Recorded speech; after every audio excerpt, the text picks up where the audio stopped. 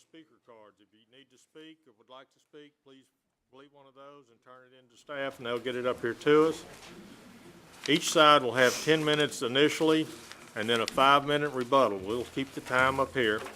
And if you have discussion with other members of the audience, please leave the building. Don't go out in the foyer out there, because it's still, we still hear you in here. Over this past week, many of you that are here know Emil Lombard, and this past week Emil lost his wife.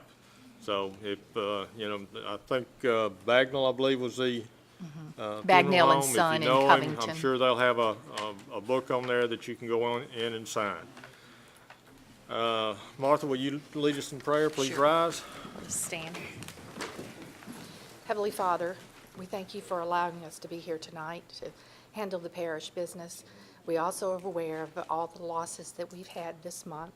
Be with Emil and his family at this time, and comfort them in their loss. Again, lead and guide us in all our decisions that we make tonight, that they will benefit all that is concerned. We pray this in Jesus' name. Amen. Amen. Bernie, pledge allegiance, please.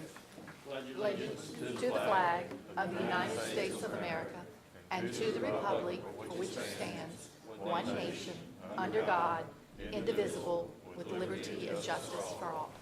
Thank you. Next item on the agenda is the, roll call. Martha Casabon, Here.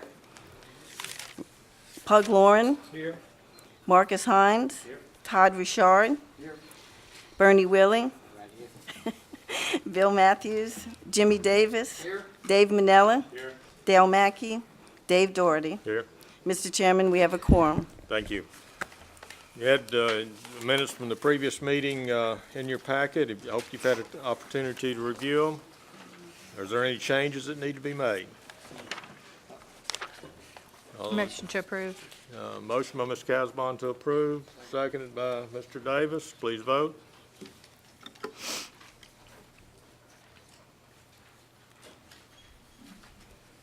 Motion carries. We have been short a vice chairman on the commission since one of our members resigned to take a job up in Atlanta with her husband. And tonight we're going to hopefully elect a vice chairman. Ms. Casbon, you have your light on? Yes, I was going to nominate Mr. Dave Mandela for that position. Okay. We have a motion to nominate Dave Manella. I'll second the motion. Second. Any other nominations? Mr. Manella, will you accept the vice chairman? I will. Okay, please vote. You have to clear it for us. Shame on you. Okay.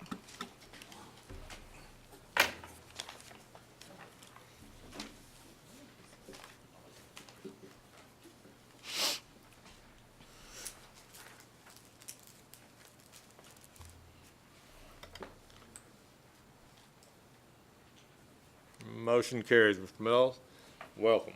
Thank you. I appreciate your vote of confidence, and do my very best to serve this commission and the community for the rest of my life. Thank you. Staff, we have some cases to be tabled. Yes, Mr. Chairman, number 2 on the agenda, ZC 12-08075, request to be tabled indefinitely. Okay. Case ZC 12-08075, existing zoning is NC1, proposed is I2. It's 1.4388 acres. Petitioner is Ed McClellan. The owner is Anita M. Warner. Parcel located on the east side of I-59, south and west of Louisiana 1090, Ward 8, District 9. You need a motion to postpone indefinitely. Do we have anybody here in the opposition? No, no one in the Okay, audience. I'll make a motion to table indefinitely. All right. Motion by Ms. Casabon, seconded by Mr. Davis. Please vote.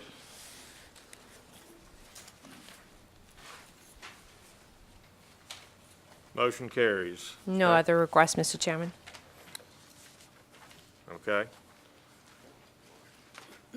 The first item on the agenda is text change zoning case 12-08-065. Ordinance to amend the St. Tammany Parish Unified Development Code, Volume 1 zoning to create a new section 6.08, Regional Business Center overlay to allow for coordinated design and flexible design standards for planned commercial or office developments. Mr. Fontenot. Mr. Chairman, those of you on the commission will remember when, under the old ordinance 523, we would have large-scale developments come in, and we would look at their plan, their designs for landscaping, lighting, signage in a holistic fashion. Give an example would be the Sterling property development where Target and Best Buy is. We looked at what size sign they would have on the interstate and on Highway 21, as opposed to each parcel, each business having individual signage along there. So we're able to look at it in a holistic manner. With the new zoning ordinance and not having the conditional use process in place, we've begun to realize, working with some of the large-scale developments, that design review element of the conditional use was a very good element that allowed the developers, the designers, to work in a holistic fashion, and that some of our regulations have been applied to these types of developments didn't really make a lot of sense. And I'll go through some of the examples of that.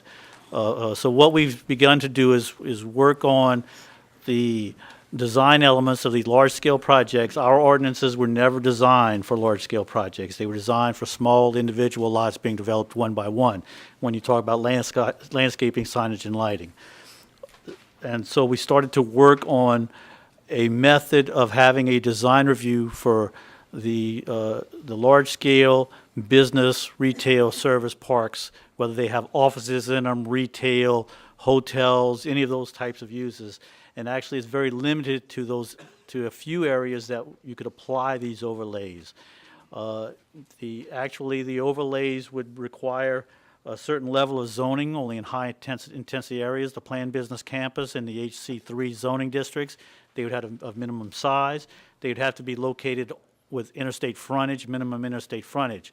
You're probably looking at, out of the 9 interchanges in St. Tammany Parish, including the 10, 12, and 59 interchanges, one of those interchanges, you're probably looking at less than half a dozen sites that would possibly meet the criteria to allow this overlay to be established on their property. What I'd like to do is zoom in on some of our existing shopping centers and show you examples of where, under present regulations, you wouldn't have the same design. It could cause some difficulties in the design and actually make it probably a less efficient, less desirable design for those large-scale developments. What you see on the board on the screen, and Leslie, if you could put it up on the TV screens, it may be easier for the commission to see as I zoom in, is the Highway 21 I-12 interchange where you see here used to be the rest area. So that would be the Sterling property here, the Colonial Pinnacle property here, and Nord du Lac up in this area. Now, as we zoom in, Hold on just a minute. we will Cindy. see the lot lines that go in with these properties. I'm zooming in on the target. Hang on just a minute.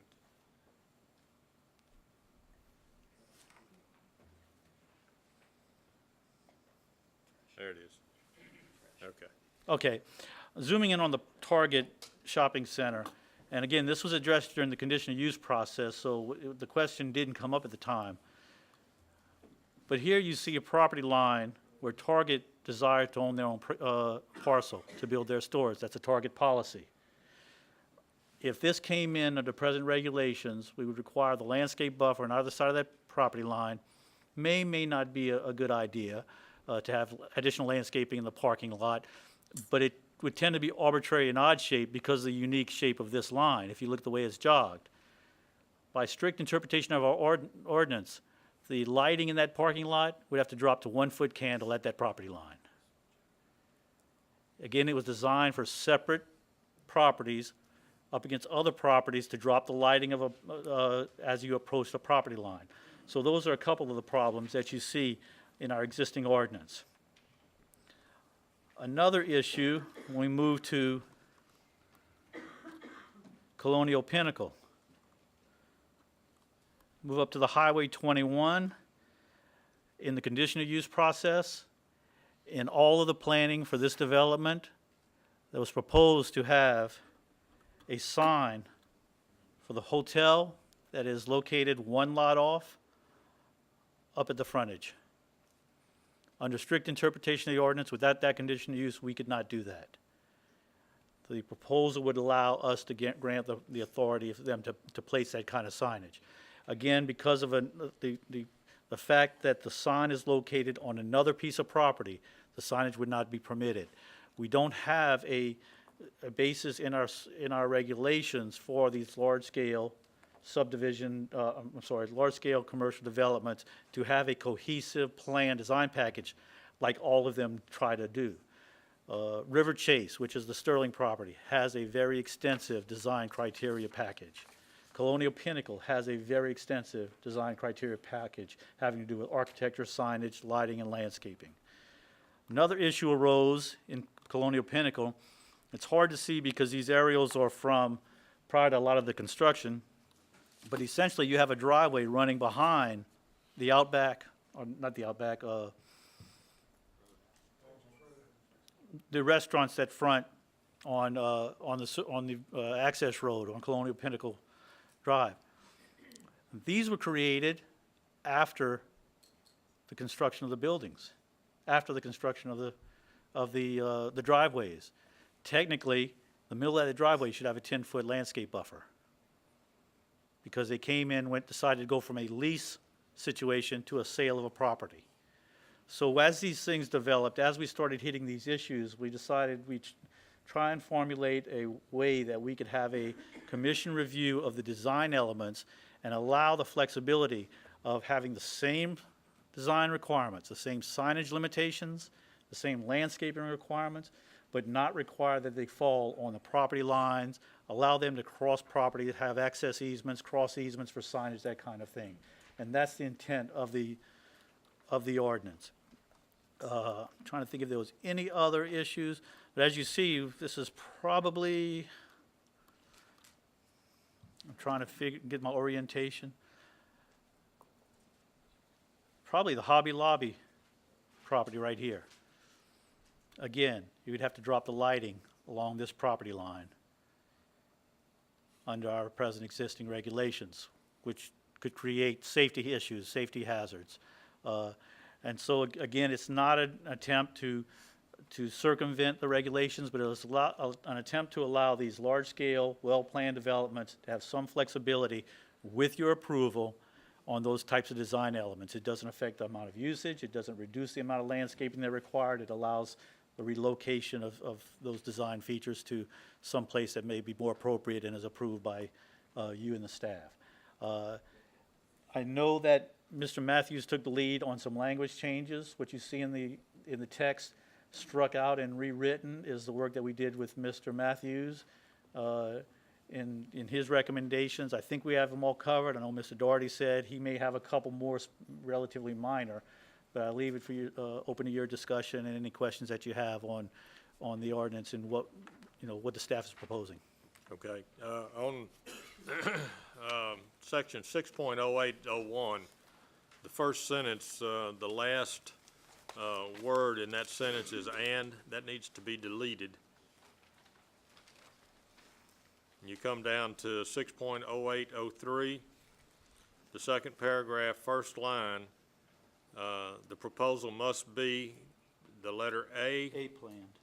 commercial, needs to be added. What was the first one again? The first one is 6.0801, the first sentence. At the very end, it's got the word "and." The purpose of this overlay is to provide for coordinated and flexible design, and if you drop the "and" out, Okay, it would read coordinated, flexible design standards. First line, not the first sentence. I was looking at the end of the first sentence. Oh, okay, I'm sorry. And then on 6.0803, item B, the second line, the word "and" needs to be dropped out. It would read, "Property shall be at least 100 acres in size and the underlying zoning bear. In other words, you take the word "and" out. We need, Mr. Legal Counsel, do we need to have a motion, or these text changes can be made? You can do a motion. It seems like it's typographical, but I advise doing a motion. Yeah, on 60803 B, the second sentence, the beginning word that's not struck out is "and," it needs to be deleted.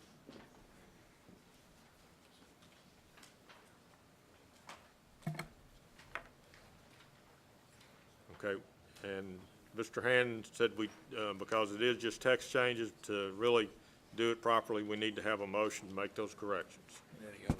And any other changes that you may see. I have a change. Or maybe just a suggestion for Sydney on 6.0804, when you talk about prior to submitting the RBC overlay, and you get down with the planning director or designee, who's going to appoint the designee? Is that you? Okay, on the pre-application conference? Yeah. Yeah, that would be either me, myself, or one of my staff members on the pre-application conference. Okay. I'm just thinking maybe you might want to say, or their designee. That way, the responsibility is part of the planning. Okay, it's the planning director's designee. Okay. Okay, any other comments or changes? I'll accept a motion to, Did anybody have any comments, Mr.? yeah, we do, but we need to, I think, handle this and then Okay. we'll open the floor. I move. Moved by Mr. Richard, seconded by Pug. Please vote. Got Hey, it clear? it's We're not off. staying on. There we go. There, okay.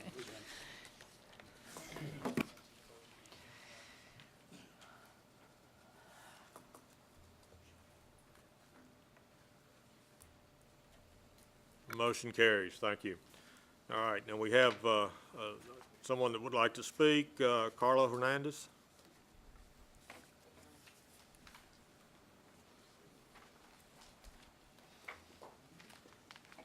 Good evening. Good evening. Thank you. You know, I've spent, I'm sure, just like the rest of you, a lot of time looking at this, and I've come to the conclusion, as probably has been presented here, that the only reason someone would ask for this overlay would be to not have to deal with certain regulations, and that's obvious. Landscaping, the regulations that I'm speaking on, landscaping, signage, lighting, yards, parking, and you know, it's interesting that it seems to me that it implies, but I guess maybe Mr. Fontenot did a good job of that, explaining that this certainly could apply to existing right now developments, and those could be the ones who would come in and say, okay, we'd like some, you know, some consideration here dealing with that. And he gave some examples, especially of those that are now buying some of this property as opposed to the total development. I guess one of my questions would be, is in some of these developments, I'm thinking of one in particular that was designed under certain conditions. Now, would now those conditions would now no longer be applicable, because now with this overlay and with this new criteria that needs to be considered, whether those conditions still apply? I'm wondering about that. That's a question, I guess, maybe for legal or someone else to interpret. The other thing too is that he gives examples in the ordinance about some of these regulations. And my other question is, if it's not identified as one of these 8 that is identified in here, does that mean that it cannot be considered then by the zoning commission? Is that what it means? What I don't want is, I don't want a number 9 that catches everything else, is what I don't want. I like these 8 that you have here, because they're pretty good examples here on these 8. What I don't want to see is now something else, someone creative now coming in saying, oh, wait, I have this other situation that I'd like addressed. It's not specifically identified in these 8, you know, can it be considered? I would hope the answer would be, no, it can't be considered because it's not one of these 8 that's identified here. So I hope that's the answer to that. And again, I'd ask for, you know, someone to answer that. Otherwise, I think overall, I think the general intent, I think, is a good one. What I am concerned, though, is that it's obvious that that certain regulations are going to not necessarily be addressed.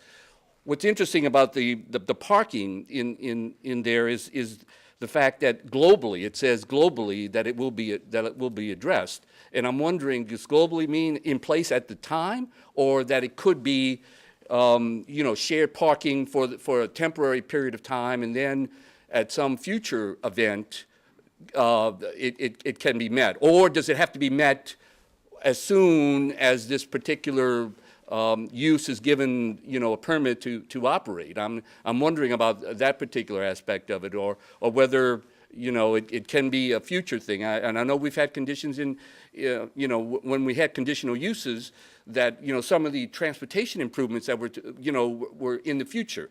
But since they were in the future and everyone thought they were going to be built, that, you know, these guys were issued permits to operate because of that fact. And I'm just curious about whether, you know, this applies to this particular part of it too, that parking means parking in place today globally, or does that mean that it's possible that you could have parking, you know, that still is yet to be built, but because of the operations that are taking place, that it's going to be met for, you know, on this temporary basis kind of thing. So those are some of my concerns and questions. Thank you. Okay, thank you. I'm going to let Mr. Fontenot and Mr. Hand answer those. I'll get to the last two first, and then I'll ask Carlo. What was the first concern? What was the first issue? I know I have an answer for it. I just can't remember what it was. What? No, I have the 8. I have the 8. If the 8 is the first issue, then absolutely. I was looking at it, and I agree with Carlo. The language, when it says including but not limited to, leaves it open to interpretation for others. I'm comfortable, and if the commission wishes, to delete that part of the language and leave it restricted to those 8. I think probably in the original drafting, I was trying to think if there was anything else we would want to put in, and it was more of an editorial comment for when it came to you than what actually should be in the language. So I think limiting it to those 8, unless somebody can think of another one that we may be. But those are the primary design issues that we've struggled with in these developments. So if the commission wishes to strike, including but not limited to the following, and make it more restrictive to the architectural and design guidelines to be imposed as part of the RBC overlay, limited to these 8 items, I'm comfortable with that. That would be 6.0804 Plan Review, Item 5, where it delineates building site guidelines, building design guidelines, landscape guidelines, parking. It lists those things that are, and the only reason I can think of is leaving it open is to leave the discretion at the commission level when you review it. It was not intended to leave the discretion at the staff level. So if we want to leave it limited to, I'm comfortable with that. If we have an issue, we'll come and add a new guideline if we find one we need to add. So what we're talking about is just eliminating the phraseology, but not limited. Bug, turn your mic on. I'm sorry. What we're saying is just eliminating the phraseology, but not limited to? But not Yeah, limited- that would be fine, but not limited to would be fine. Okay. What's the wishes of the commission? Go ahead. Martha? We'll just amend it then, or we make a motion to amend it? Motion to delete not limited to Okay. from 6.0804, item 5, second sentence. Do we have a second? We have a second. Please vote.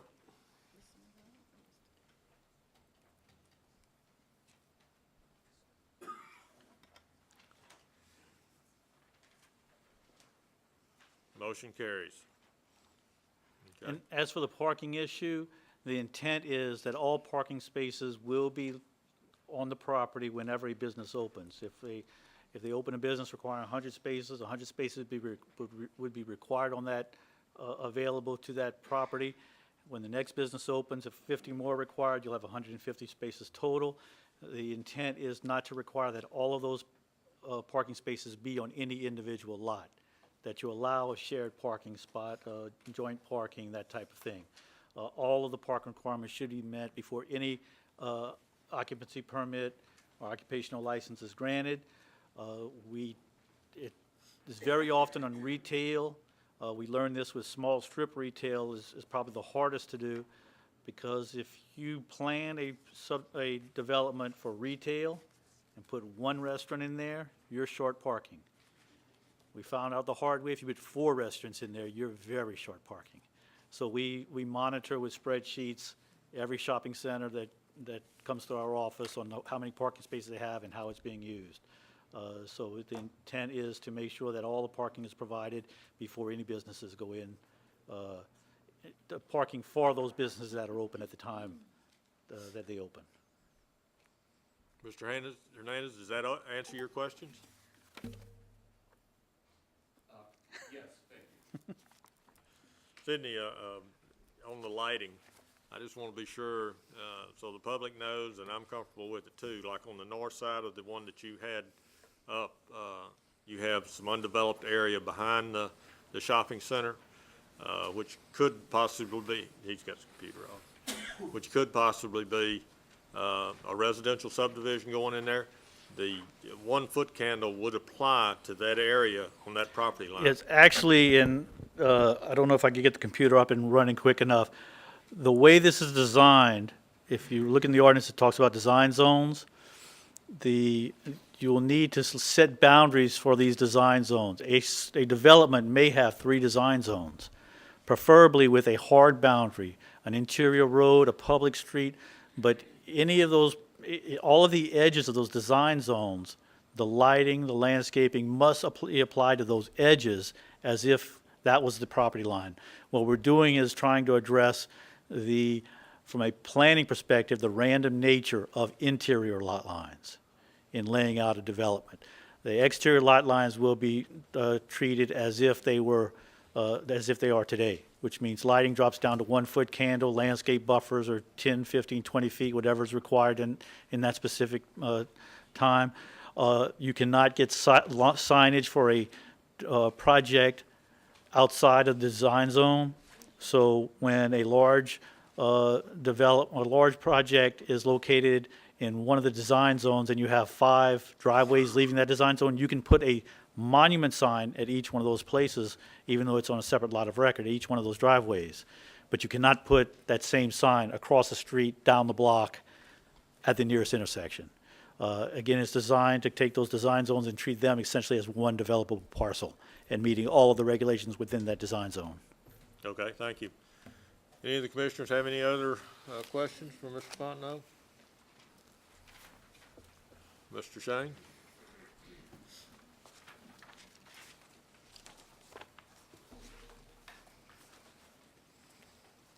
Briefly, if I may, Jeff Shane of Jones Fussell. I represent Marmont Properties, which is the owner of River Chase, and also Sterling Properties, which is the developer of River Chase. And we have watched this legislation closely. And I just wanted to say that we appreciate the effort that staff and the commission has made in putting this legislation together, particularly the time that Mr. Matthews spent editing it for the benefit of all. And the comment that I would like to make of substance to you is from the business perspective, we do not view this legislation as being one that will eliminate regulation, but quite frankly should promote some efficiency.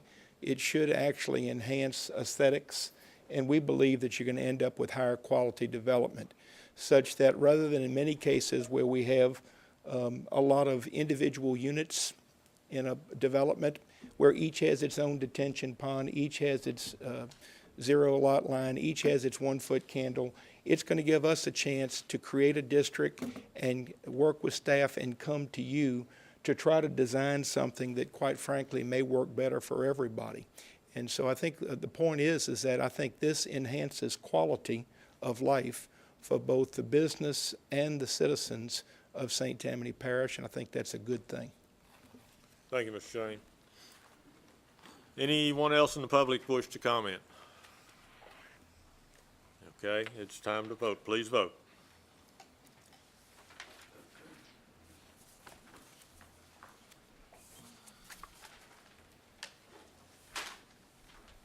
Motion carries. Next item is item 3, zoning case 12-08-085. Existing zoning is A1 suburban, proposed is A1 suburban, and a mobile home or manufactured housing overlay. It's 2 acres. Petitioner is Vera Brown Harvey. The owner is Vera Brown Harvey, Dauphine B. Aguilard, Darnell Brown, Linda Neasy, Barbara Brown, Roy Brown, and Denise Brown. Location is a parcel located on the east side of Highway 450, north of Ed Williams Road, south of Washington Parish line, Ward 2, District 3. Staff? The 2025 Future Land Use Plan calls for the area to be developed with agricultural and rural residential uses. Staff has no objections to the request and recommends approval. Thank you. Anyone in the public wish to speak? I'll turn it over to the commissioners. Yes, is the petitioner here? Ms. Casbon? Okay. Ma'am, will you come up and just state your name, that you were here, please? Yes, I talked, this is in order for them just to add the mobile home overlay to be Yes, able to ma'am. get. My name So- is Vera Brown Harvey. I'm from Franklinton, and I would like to move back to Right, you're Folsom. right on that line that we had Yes, talked ma'am. about and stuff. Yes, I'll ma'am. make a motion to approve. Motion by I'll Ms. second. Casbon to approve, Second. seconded by It's Mr. very Willie. compatible. Mr. Hines, you have a comment? No, I just second. Okay. Please vote.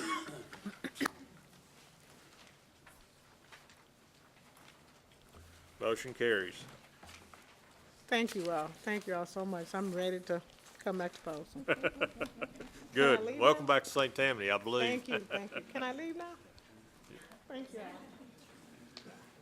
Item 4, zoning case 12-10-094. Existing zoning is A1, proposed is HC2. It's a 1-acre tract. Petitioner is Patricia T. Hedges, owner's Patricia T. Hedges.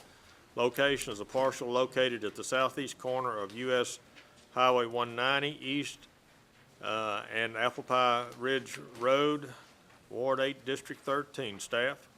The 2025 Future Land Use Plan calls for the site to be developed with residential uses. Excluding the church across Highway 190, the property is surrounded by low-density residential use and undeveloped land. Considering the surrounding uses, there is no compelling reason to recommend approval of the requested zoning change, and staff recommends denial. Thank you. Ms. Hedges, I believe you've asked to speak. Thank you very much for entertaining my request, even though the staff thinks it should remain rural. These, actually, my petition is number 4 and number 5. I own 2 corners at Apple Pie Ridge Road and Highway 190 East.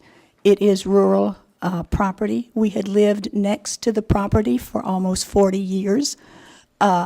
Traditionally, the east corner was a country corner store, which had been there since the early 1960s. I assume it was zoned commercial before the comprehensive rezoning plan. I would like to have it zoned commercial again, simply to make it more marketable. I have no plans to do anything with that piece of property except sell it to somebody who would maybe like to put a neighborhood store there. The same with the piece across Apple Pie Ridge. That was zoned commercial prior to the comprehensive rezoning. Of course, Katrina wiped everything out. Down Apple Pie Ridge Road on the Tommy Griffith property, you have granted an industrial section there. Tommy sold his property to somebody who has gone in there, and part of it, I think maybe 1.5 acres, 2 acres, you let it be rezoned as an industrial, and he has started a business there. My request to change both these properties to highway commercial is simply to make them more marketable for a prospective person in the future. Thank you very much. Thank you, Ms. Hedges. Anyone in the audience wish to speak against this rezoning? I'll close the floor and then turn it over to the commissioners. Ms. Did- Casbon? Staff, was this part of this, as she said, was it commercial before our I'm comprehensive? trying to pull up the zoning map right now. It's a little slow, but trying to see if it was zone commercial. I'll be able to answer your question in just a few seconds. If it's proper, and I don't know, but I have a diagram from the 1960s that shows the gas station was here. It is since, of course, gone. And Mr. Hedges, my late husband, had all of the gas tanks removed from that property and the land certified as being clean. So, at any rate, thank you.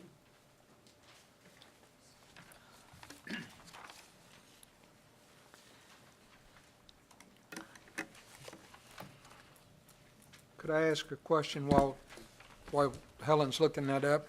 I have it. It appears that the southeast corner was zoned commercial before the comprehensive rezoning. However, the southwest corner, and right now we're addressing the southeast corner. So yes, it was zoned C2 highway commercial before the comprehensive rezoning. zoning.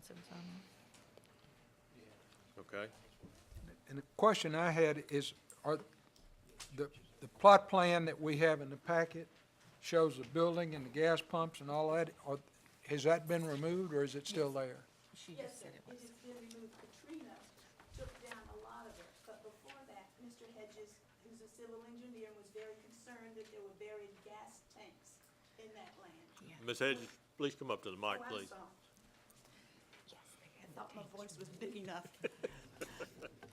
Yes, the store, the concrete slab, and the gas tanks have been removed. My husband, who was a civil engineer, was very concerned about having old gas tanks buried there and went to quite an expense, although he enjoyed the project, of having those gas tanks removed and having somebody come in and certify the soil to say that it was clean. So it's good, clean land. It will make a nice neighborhood store. As a matter of fact, my daughter, who was just visiting from Germany, told me what a good time she used to have as a little girl walking from our home, which is the home, the thing that looks like a T on there, when she could have her own money in her hand and walk up to the corner store and buy her own things or get a loaf of bread. So as that area does develop, and I hope it will, I think it would be very nice if we could have some sort of neighborhood store or some comparable business, maybe a lunch counter where people after church could go over and have lunch. So that was, I hope that answers your question. I'll be glad to answer anything else. Okay. Doug, does that answer your question? Ms. Casbon? Thank you.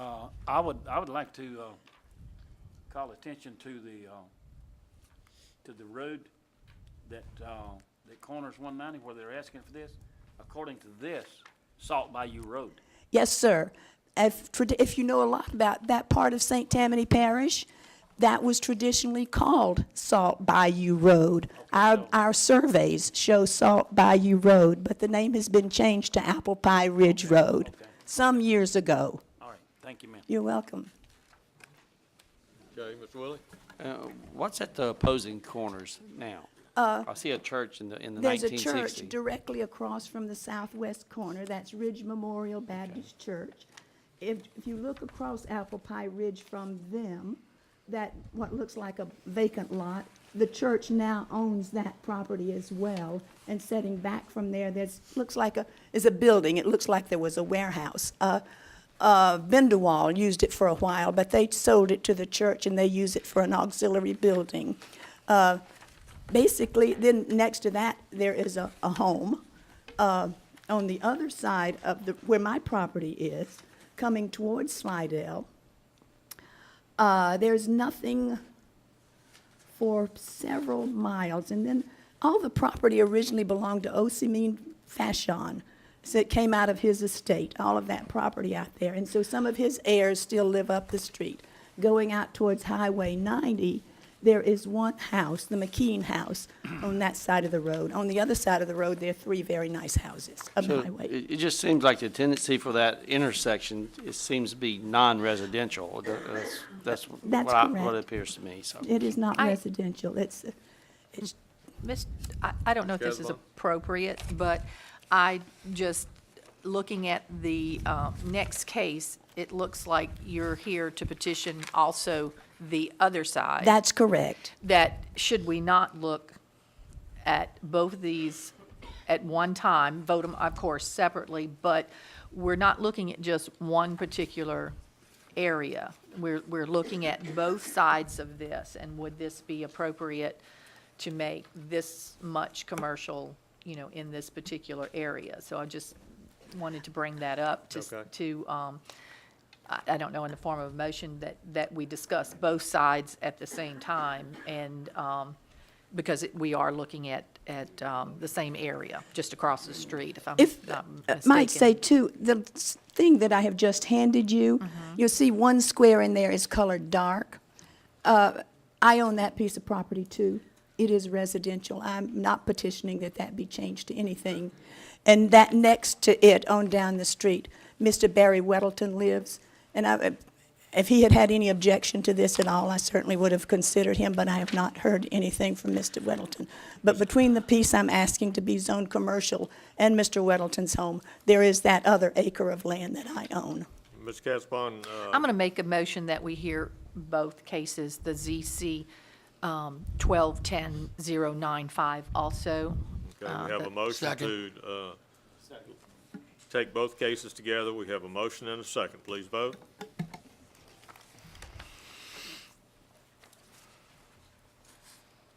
This is just hearing the cases. It'll be voted separately. Correct. Motion carries. Okay. Okay. Mr. Davis, you had your line up? Yeah, I do have some concern on the property itself, according to the plat, and I believe this may be one of the reasons why the planning department had no compelling reason to recommend this, is that both of these properties look like they're in flood zone A10, which is a special flood zone, no fill, and all that. So you have to look at that as far as the safety and aesthetics and stuff when you're zoning property. So that's all I wanted to say. Okay, thank you. Ms. Casbon, you have, I guess I'm looking at this property in the light that it is, like if it is in the flood zone, and it is in the A1, residential, would someone actually buy and build and put a home there? And where we know we have stipulations for businesses and that sort of thing, that that I do see that in the future, that with this intersection, there possibly would be a need for it, just because it would not be used, I don't think, for residential because of where it is. And it's only an acre, so you're looking at, the size of building that would go there, and, which would include the parking as far as anything residential. It seems like that would be, just something that, whatever would fit there would be something I think that would benefit the residents of the area. And the other one looks like less than an acre, the .79. That's just how I feel. I'll hear from the rest of the commission to see if, how y'all feel about it. But I could see this being at the intersection. I could see it going back to, and that's another thing, since it was at one point originally commercial, but I'll see how y'all feel about it. I'm not as familiar with this particular area, just looking at it on paper and where it is, so okay, I'll Mr. hear Willie? what y'all have to say. Just a question of staff. HC2, what exactly, give me some examples of HC2 businesses in there. Gas stations, so that retail business, including gas stations, right? Okay, and then, Convenience store? yeah, okay. And- Higher ends of it, Now, okay. you mentioned a church. How close is the church? It's across the street. So 500 feet, you're looking at limiting, alcohol consumption and so on there. So, And is it still that state law, if I remember it? Correct. Correct. With the church That you across wouldn't the be able street, they to, wouldn't be able to obtain a liquor license. Right. So that would be something that they would have to deal with. So, but as far as a Dollar General or something like that, that would benefit the area, that would have the convenience stuff that without the alcohol, you could see, something like that. To do that. Because the square footage isn't going to allow them Allow it. for an HC2 size building. Mr. Hines? Yeah, I'm very familiar with this area because I live on that end of the parish. And I do remember back when it used to be a gas station there. I don't really have a problem with rezoning, and I'm gonna make a motion that 094 be, we voting on these at one time, one at Yes. each? One at a time, Okay. yes, One at a time. Okay, the first case, 094, I move that it be approved. No second.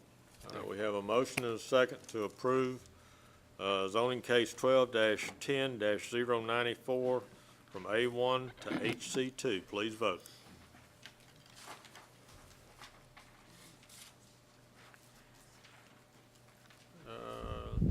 Five yeas, 2 nays. Yeah. But mine will go to the 5. Okay. Motion carries.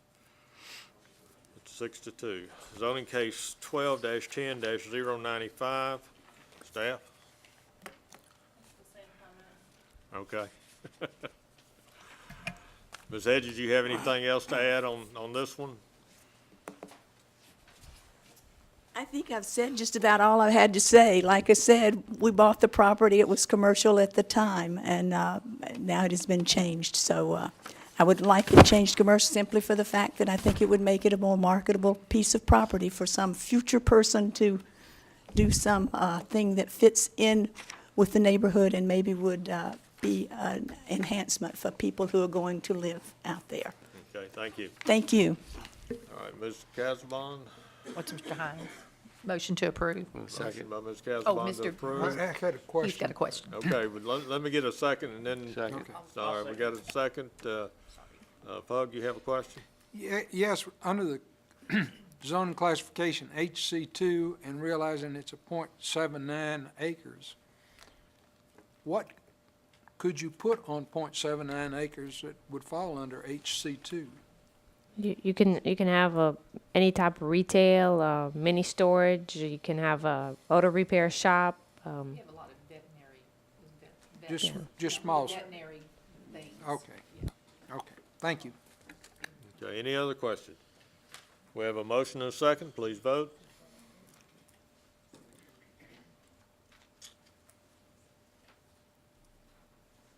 Yeah.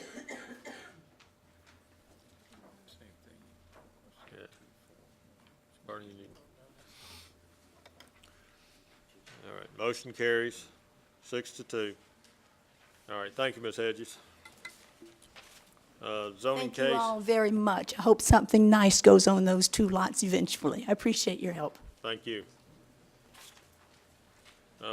Item 6, zoning case 12-10-096. Existing zoning is A3. Proposed zoning is PF1, public facilities. It's 6.7452 acres. The petitioner is Christian Covenant Church, Jeff Shane. The owner is Mr. and Mrs. Norman H. Vocal. Parcel located on the north side of Louisiana 1085, west of Tallow Creek Boulevard, Ward 1, District 3. Staff? Considering the purpose of the PF1 zoning district to provide for the location of institutional uses to the public, staff does not have any objection to the request and would like to recommend approval. Thank you. Mr. Shane? Thank you, Mr. Doherty. Again, Jeff Shane of the Jones Fussell Law Firm in Covington. I represent the owners, Mr. and Mrs. Vocal, and the petitioners, Covenant Christian Church. We come before you this evening in large part due to suggestions that you made to me at the July 2012 Zoning Commission hearing, at which time I procured an extension to an existing conditional use permit for the construction of a church on this site. The conditional use permit had been granted a few years ago and was set to expire in September last month of this year. In anticipation of not allowing that permit to expire, you may remember that we came back before you and presented the same plan that we've suggested all along, and that is the construction of a nice but relatively small church that's well off 1085 to the north and that hopefully would be very compatible with the community. You not only granted the extension to the conditional use permit at that time, but also questioned and perhaps suggested, why don't you get the property properly zoned, as we really don't favor conditional use permits any longer, and we'd like to regulate the construction, development, and use of the property, knowing that it is properly zoned for that type of use. From there, I worked with staff, and it was suggested that we seek the present PF1 zoning, and of course, we now come to you this evening asking for the zoning change, obviously with the staff recommendation being as previously read. Without going into further detail, I will be glad to, as it relates to the project, if you or any of the public needs me to answer questions.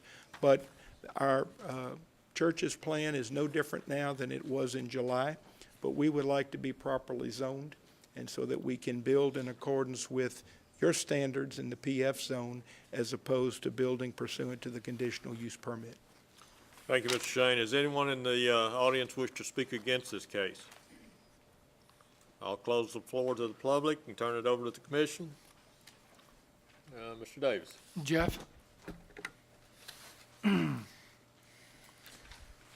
6.7452 acres is labeled as parcel B, which is not directly on 1085. Who owns parcel A?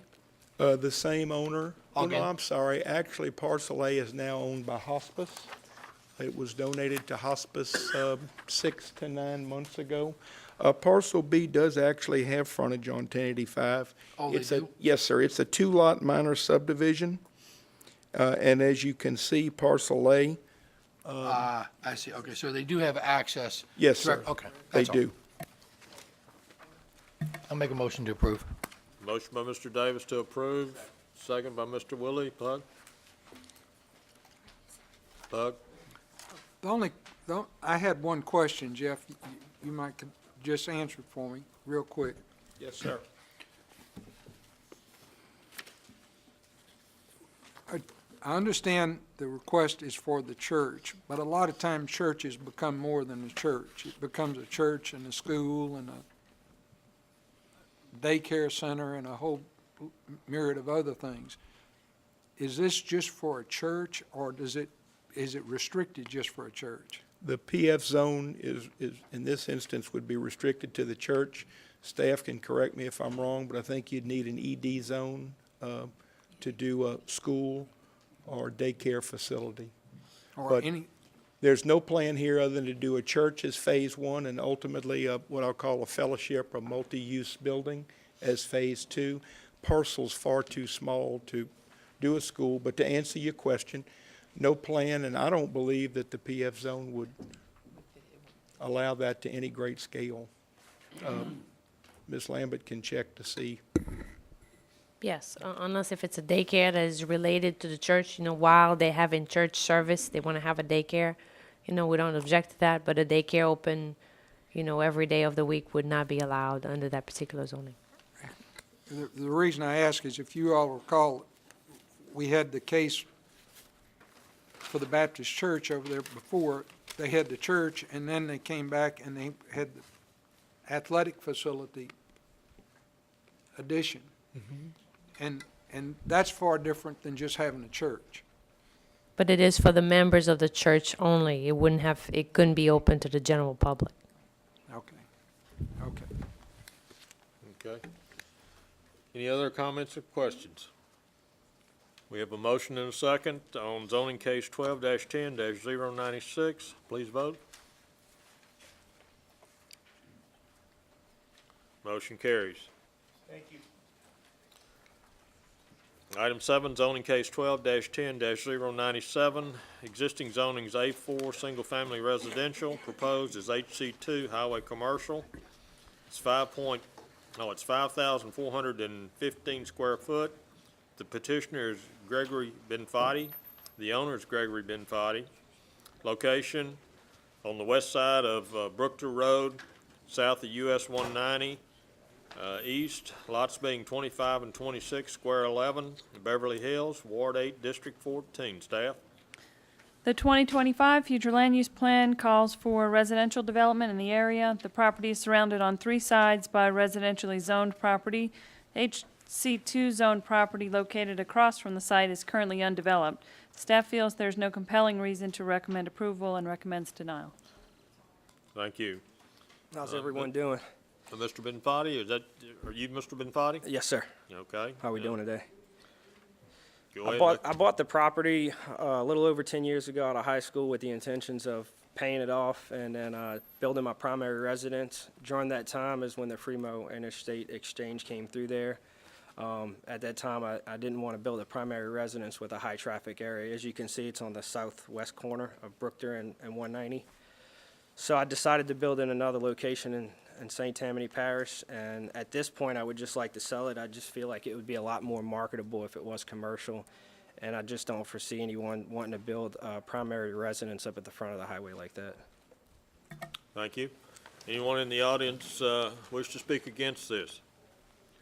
I'll close the floor to the public and turn it over to the commission. Mr. Davis. Yeah, I just don't, I don't see any reason to change this to highway commercial too. I have to agree with the planning's comments about no compelling reason for this, so I make a motion to deny. We have a motion to deny. Do we have a second? Second by Mr. Willie. Mr. Hines. Yeah, I tend to disagree because I tend to agree with Mr. Benfatti over here. If you've been down there and seen this area where he's talking about, nobody want to be building a house where this is located. There's no way. If it can be used for commercial property, then that's what it needs to be done. Because there's no way I wouldn't do it and nobody else will either. My Brookter biggest, Road is it's almost as busy as 190 is. Okay, so. Right, and combined with 7 and 8, both of these, that's pretty much fronting Right, yeah. Highway 190. I think the state still owns a little piece, but it's right up against 190, that corner. Yeah. Mr. So, go ahead, I'm sorry. Mr. Davis. Mr. Benfatti, so in the next case, you have another parcel, which is exactly the same, you're requesting highway commercial too, but these two parcels are not connected to each other. Correct. Is that correct? Correct. So you're trying to request to this board to have residential, your small highway commercial too, more residential, and then more highway commercial too. To me, that's spot zoning. Well, there's one lot in between which the owner is willing to sell with me. He just didn't have the funds at the time to come here and get it rezoned commercial, but we wouldn't market it as one piece for commercial. Again, this board should really look at if there's any really compelling reason to do this, and that's why I just don't believe there is. Okay, Mr. Willie. I'm looking at this Beverly Hills subdivision. It's part of an old platted subdivision, or, I mean, what's the status on that? I don't know if you have the old plat or the new one. I'm looking at a plat, it looked like 100 million lots on it. Yeah, that was, this is the new one here, if you want to take a look at this one. I don't know if it would help you. But is it still part of a old residential subdivision? Yes, sir. Or staff, maybe you can answer that. Mr. Chairman, may I? I don't know if this would help you. Go ahead. Mr. Willie, are you finished? Yeah, I'm finished. I was waiting for an answer from Okay. staff. This is the aerial, so I guess this is the parcel we're looking at right now. This is the other one. This all houses? Yeah, this is all house. Can I see that, please? So there's a bunch of houses in this old platted subdivision. Oh, yeah, Still oh, yeah, all there throughout. is. So I you want agree to with put, that, yeah. and there's no commercial in this subdivision as of yet, right? No, not south of 190, there's not. But once they Okay. cut that road No, what I'm through, talking about, it Brookfield fronts Road, 190 now. is I'm talking about this piece right here. Is this where it's at? Oh, that's the other 2 lots down here? No, I wouldn't go with that now. I wouldn't go commercial with that, no. But up here, yeah. Or this, yeah, whatever it is, yeah. Now, wait a minute, now, it's showing some lots between you and the 190. That's just Right. the remaining what the state owns, that's not big. Oh, it is? Okay. Oh, it's just a right-of-way. Okay. Well, let me say this, gentlemen, I would go for, on the corner of Brookton Road, but the other two lots, I would not. Right, the corner Because- one's number 8, the one Huh? you're talking about, the corner one. Right now, I'm looking at lots 19, 20, 21, and 22. Correct, yes, sir. Okay. That I could go along with, but not 25 and 26. That's fair. No. Okay. Okay, Mr. Is referring to the next case. The next case are the other lots. Actually, there's, Yeah, those are very deep. Mr. those Hines, homes are way Mr. up. Hines. Okay, so it's not right back in on it. Mark, I'm sorry. turn your mic off. Oh, I'm sorry. Mr. Manila. Is this parcel front Highway 190, or is it recessed? It's recessed a little bit, there's I think an easement from the state that. That owns would a be little the piece. first lot Yes, sir, that would be on, correct. This is what we're referring to. The next case is gonna be close to 190. This is like the state, this is the state? this is the state here, the state parkway pretty much. And then, but this is the. What soccer fields? Are these the soccer fields? This is across the street from the soccer fields? No, it's up in the front, the soccer fields are further down. Okay.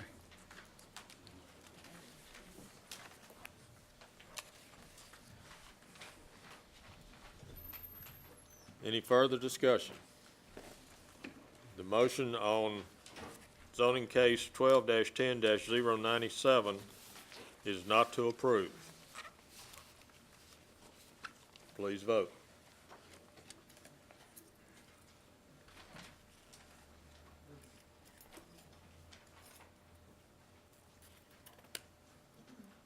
We have a 4-2 vote, so the motion would fail. 5-2.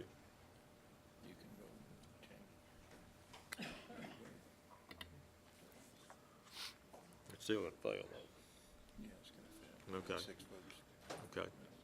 The motion fails to deny. So it Mr. Chairman, I make a motion that it be approved. No, you need to make a positive motion. Okay. We need to have a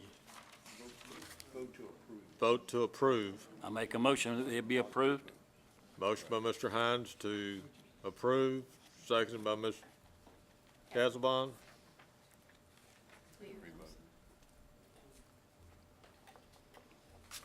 It's clearing right now.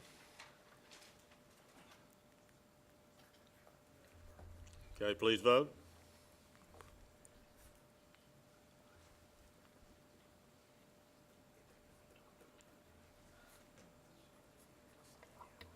It fails also. Goes down as a denial, goes to the council. It goes as a denial to the council. Right. Okay, all right. Now, you have the right to appeal. The forms are over on the end of the railing there. Okay, so that one failed. It goes to the council with the unfavorable. The next item is zoning case 12-10-098. Existing zoning is A4, single-family residential. Proposed zoning is HC2, highway commercial. It's 11,000 square feet. The petitioner is Gregory Benfatti. The owner is Gregory Benfatti. A parcel located on the west side of Brookton, south of US 190. East, lots being 19, 20, 21, and 22, Square 11, Beverly Hills subdivision, Ward 8, District 14. Staff? Same comments. Staff recommends denial. Okay. Mr. Benfatti, you have any other comments? Yeah, these are actually the 4 pieces that would front up by 190, so if any were to get rezoned, I think this, just like Mr. Mark said over here, I think this would be the ones to get rezoned commercial. It's just a Well, really I high think- traffic I think you area. got it backwards there. The 4 that we just voted on was on 190, facing 190. No, that was the 2 in the back.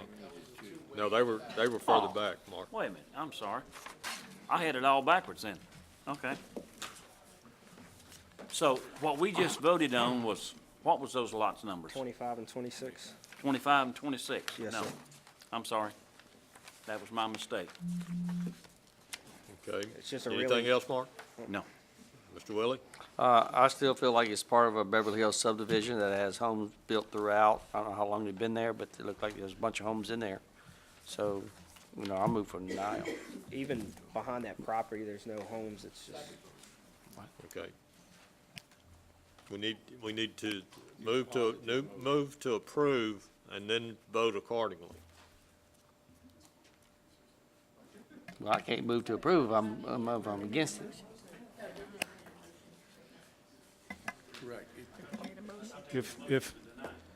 Well, you can. The issue is you can move on the motion to deny, but if you need to come back then with a positive motion in order for it to be considered a recommendation to the parish council.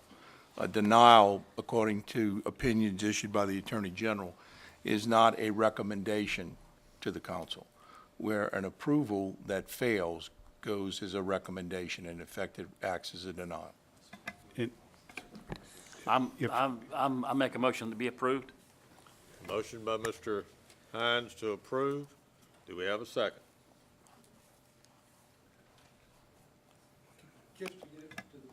Yeah. Okay. Second by Pug. Any further discussion? Can we clear the vote? Thank you.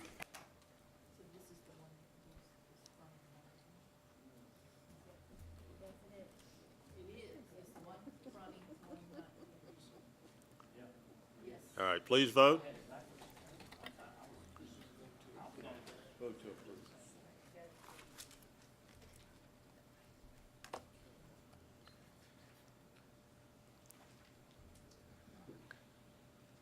Motion carries 6-2.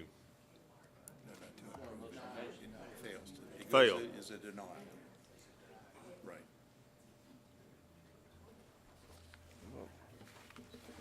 The motion was to approve. If, It failed, right, right. So it goes as a denial. It goes, that will Mr. go as a Chairman? denial also to the council, so you'll need to appeal both of them to the council. thank you. do we have Thank to you. make, Go ahead and clear. but, Mr. Chairman, just a point of clarification. For simplicity, if we make the motions regardless of the vote, to always vote in the affirmative, a motion to approve does not, in doing so, it does not compel whomever made the motion to vote for the motion. It just puts it to the floor, and then we vote.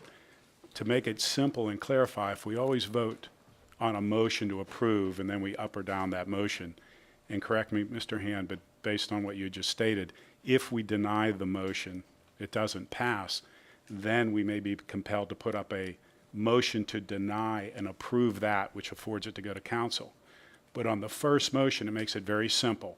We're either voting for something or against it. A yay vote is for it, a nay vote is against it. And then if we have to put a positive motion, then the second motion would be to deny, and it keeps everything very simple. Okay, thank you, Mr. Pennell. Zoning case 12-10-099, existing zonings HC2 Highway Commercial, proposed as HC2A Highway Commercial, 8.901 acres. Petitioner is Clint L. Pearson Sr. The owner is MMABE LLC, parcel located on the southeast corner of Louisiana 1077 and Louisiana 1085, Ward 1, District 1. Staff? The purpose of the HC2A and the list of permitted uses are similar to the existing HC2 zoning. However, the HC2A zoning district allows for a larger building size, maximum of 75,000 square feet. Staff does not have any objection to the request and would like to recommend approval. Thank you. Mr. Pearson? Thank you very much, ladies and gentlemen. My name is Clint Pearson, and I represent the applicant, which is an LLC owned by the landowner. The Seeger family has owned this property for years, and Ben Seeger is a partner in it with Mike Soche, my client, and who I do a lot of legal work for. And his, I know that, I think he's given y'all each a booklet, Okay, so let's turn to tab 1, and that is a description. It shows you where the property is, and I guess the most outstanding thing about that is that it is a very corner, southeast corner of two major highways. Highway 1077 running north, commonly known as Turnpike, and 1085 running east and west, which to the west, it goes on down across the interstate and finally hits Highway 22 near Bidco.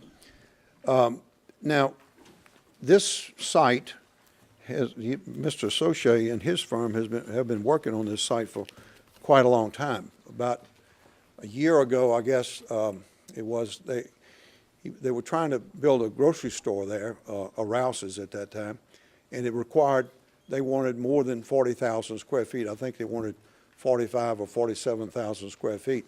Well, the HC2 zoning only allows a 40,000 square foot building. And so Mike was trying to get a variance, and that, of course, to go to HC3 was sort of nuts, even because would allow up to a 200,000 square foot building. So there was really nothing to accommodate somebody reasonable to accommodate somebody that wanted more than 40,000, but substantially less than 200.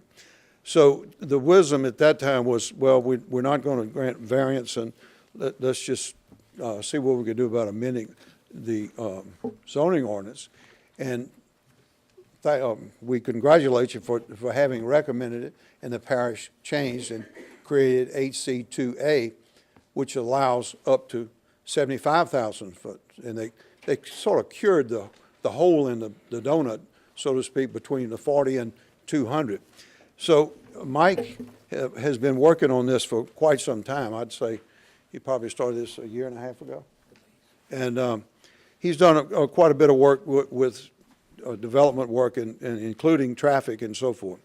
Now, turning to tab 1 in your booklet, which I thought they were going to have it on the screen, but you can see the site is a little less than 9 acres right in the corner.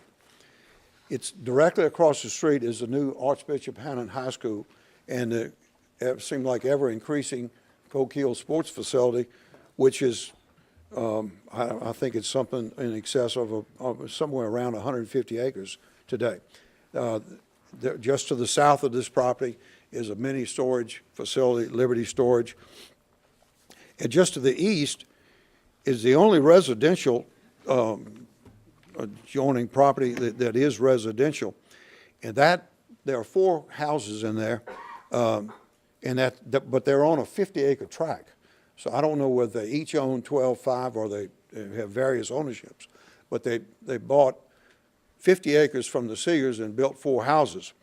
And I know that back in the zoning request for the HC3, which was denied, there were some of the residents that were opposed, and quite frankly, 200,000 square foot zoning doesn't make any sense. But 75,000 does. And if you look at the next picture, it's also in the tab 1, shows the site and the homes. And then if you turn over to tab 2, there's some information in there about what grocery stores require. This isn't Mike Soche's dream that he wants a 45,000 foot grocery store or a 50. He's getting this information from the high quality users such as Rouse's, Winn-Dixie's, Walmart's, and we have a picture later on of Whole Foods, which is located in Baton Rouge, which is a very upper end market grocery store.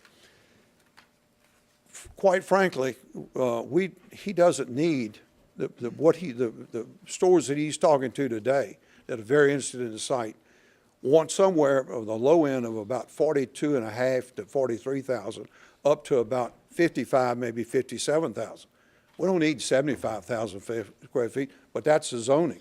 If the zoning would have said 60,000, we'd have been applying for that. That would have been enough.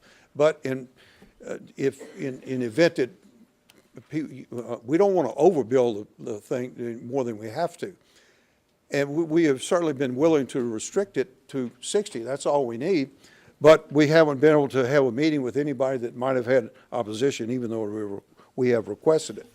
So of course, you have the staff has recommended it, and we have the grocery stores saying what they want, and we know that when Rouse's didn't get a variance to build what he wanted, they left. So I'm not saying that they're here today trying to be on this side. Mike's talking with 3 confidential builders right now that want to operate there. And grocery stores are different. I heard Judge Hedges talking about the one that was out there, and that is a far cry difference from what grocery stores are today. Whoever, when I was a kid, what she was talking about was the best thing they had. Now they have Whole Foods and Rouse's in Mandeville is just as nice as places you could go in. Fresh Market is. All those stores need more space than they used to. Why do they? It's not because they have more people. If you build a grocery store, you have a finite number of residents in the area that might shop with you. But what they're doing is they're building bigger stores so they can offer more to the customers. You have a whole lot more different types of, well, everything that a grocery store sells. Plus you have bakeries in them, and they, like Rouse's, boils seafood, and they do a lot of things that grocery stores didn't used to do. So if you look at tab 3, right now the zoning is HC2, which is a 40,000 limitation, which would eliminate any of the 3 local grocers that he's talking to at present. And we put these pictures in here to show you what the difference. Do you want something that looks like the Roberts Supermarket or maybe the Piggly Wiggly in Madisonville? Or we took a picture of the Whole Foods Market, and that one is located in Baton Rouge. And I'm not telling you that Whole Foods is going to be there, but the next picture shows you the quality of the inside of the store versus the quality of one in the Roberts Food Store type of construction. When the users say they need more than 40,000 feet, you can't just tell them no, because they won't build. And the perfect example of that is Rouse's. We're here today asking that the anomaly that was cured in the hole in the zoning ordinance, where we couldn't do it, has been passed. And I don't know if we're the first applicant for an HC2A or not, but we're here. And if you look at, go on to tab 4, the first drawing in there is depicts a food store of a little over 42,000 square feet. And the limitation is on the square, not the total square footage aggregate in the development, but on the store size. So it's 42, it's more than, it exceeds what the zoning is today. But you see some small shops alongside, you add them up together, and they total 57,000 feet. And you turn to the next page, and there's the large user that he's talking to is 55,000 square feet, but there are less shops. We're not saying, well, we're just going to keep adding to this development. We're holding it down. He went from a 42 to a 55 square foot, 1,000 square foot grocery store, but the retail shops have been diminished. And so we went up 15,000 on grocery store, but there's only been a net increase of about 5,000 in the whole development. The next one in your booklet is something that was in 08. It was the first concept showing that what might go there. And then this last one, we had the land planning firm show, well, okay, if we don't do this grocery store building business development, what can we do on there? And he's right now under the present HC2 zoning, he could build 3 40,000 square foot buildings and with all the parking. Well, that's 120,000 square feet. And the worst part about that is the office traffic is commensurate with the terrible traffic that schools create. And I know I live on everybody's route to St. Paul's and St. Scholastic, and it's awful in the morning. But that's what the office buildings would do. That's not true with grocery stores. If we put this grocery store here, people aren't going to go shopping when they have to fight the school traffic. They're going to go during the middle of the morning or the afternoon, whenever they are on their way home or whatever. So we're just showing That's on there, in there for the purpose of showing what could be done if he's not able to get this increase from, well, the only thing that's on the table is from 40 to 75. Honestly, we don't need that much, but that's for discussion for another day. There's, in the last page in the thing, is the last tab is the benefits. And of course, there's a lot of sales tax. Y'all know all about that, the taxes it creates, the jobs it creates, and so on and so forth. And I'm going to let Mike talk a little bit about the traffic, because he's been very intently involved in. There's what I call a traffic circle. I don't know if they call them that today. It's one of those roundabouts. So I grew up with knowing about the one at Baton Rouge, which was huge at Florida Street. But if you look at all of the designs that you see in the package, all of them even accommodate. He pulled that building line in from the very corner to accommodate what the highway department is about to do, is purchase this property, build this cul-de-sac. I mean, this turnaround. Which, why are they doing it? To improve the traffic. And we found out today, we talked to the engineers, the design has been finished. They're just tweaking it with the highway department right now. They're planning to let that cul-de-sac out for bids in January, and with an intention that it be completed by the beginning of the school year next August for You have about a minute and a half, so if you want Mike to speak. What? You have about a minute and a half. Okay, I yield. Thank you, Clint. Members of the commission, Mike Sochat, I just want to thank you again for looking at the 8C2A. That is something that we proposed a year ago to fix the anomaly in ordinance, primarily for food stores, which fell between the gap. We know you passed an ordinance to accommodate drugstores a while back when there was a gap. Most drugstores are in the 15,000-foot range, and there was a gap in the NC districts. We have a tremendous opportunity here. These pictures that show the difference between local mom-and-pop food operations and real national regional chains we are trading paper with as we speak right now. Strong interest in this site. We can deliver something to the parish that is very, very good. Obviously, as Clint said, the density is nowhere near what we could build under the present zoning category. We have private restrictive covenants in place presently when we had the property rezoned from suburban agricultural to 8C2. Those could be amended. We tried to meet with the residents and to get something done there to further limit what we're doing. But where this project is located, unlike a lot of retail developments inside the parish that shift sales taxes around, it is near the edge of the parish. This project is going to generate sales tax income from Tangipahoa Parish, eastern Tangipahoa, into this parish. The numbers are in your benefit package, and we just want to do the best project we can, and we need this flexibility. We need this 8C2A to deliver what the residents and this parish deserves, which is one of these quality national food store operators. Thank you very much. Thank you. We have 5 minutes for rebuttal, is that what you said? You have 2 minutes for rebuttal. Okay, we have a number of folks that would like to speak. Kyle France. Would you like to speak? Can I let one of the other neighbors speak? If you don't mind, I'll hold back.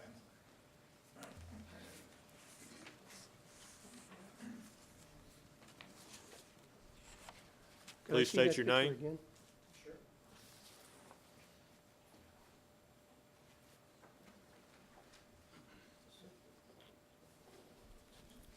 Good evening. My name is John Abear. I represent the Bo Arby Association, Homeowners Association off 1085. And about halfway, our association's about halfway between 1077 and 21 off 1085.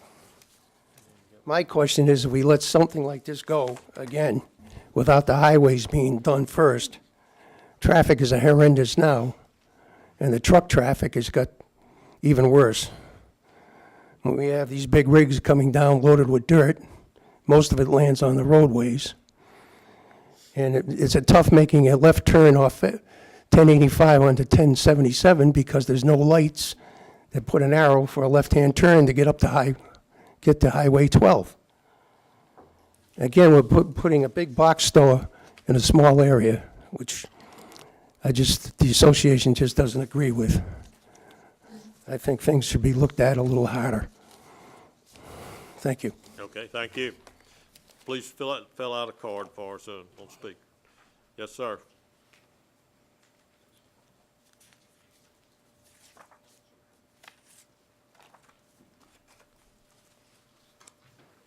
Good evening, members of the council. My name is Bill Smith. You've heard from me before. The commission, I'm sorry. I'm thinking I'm for the council. I just promoted everybody. What a deal.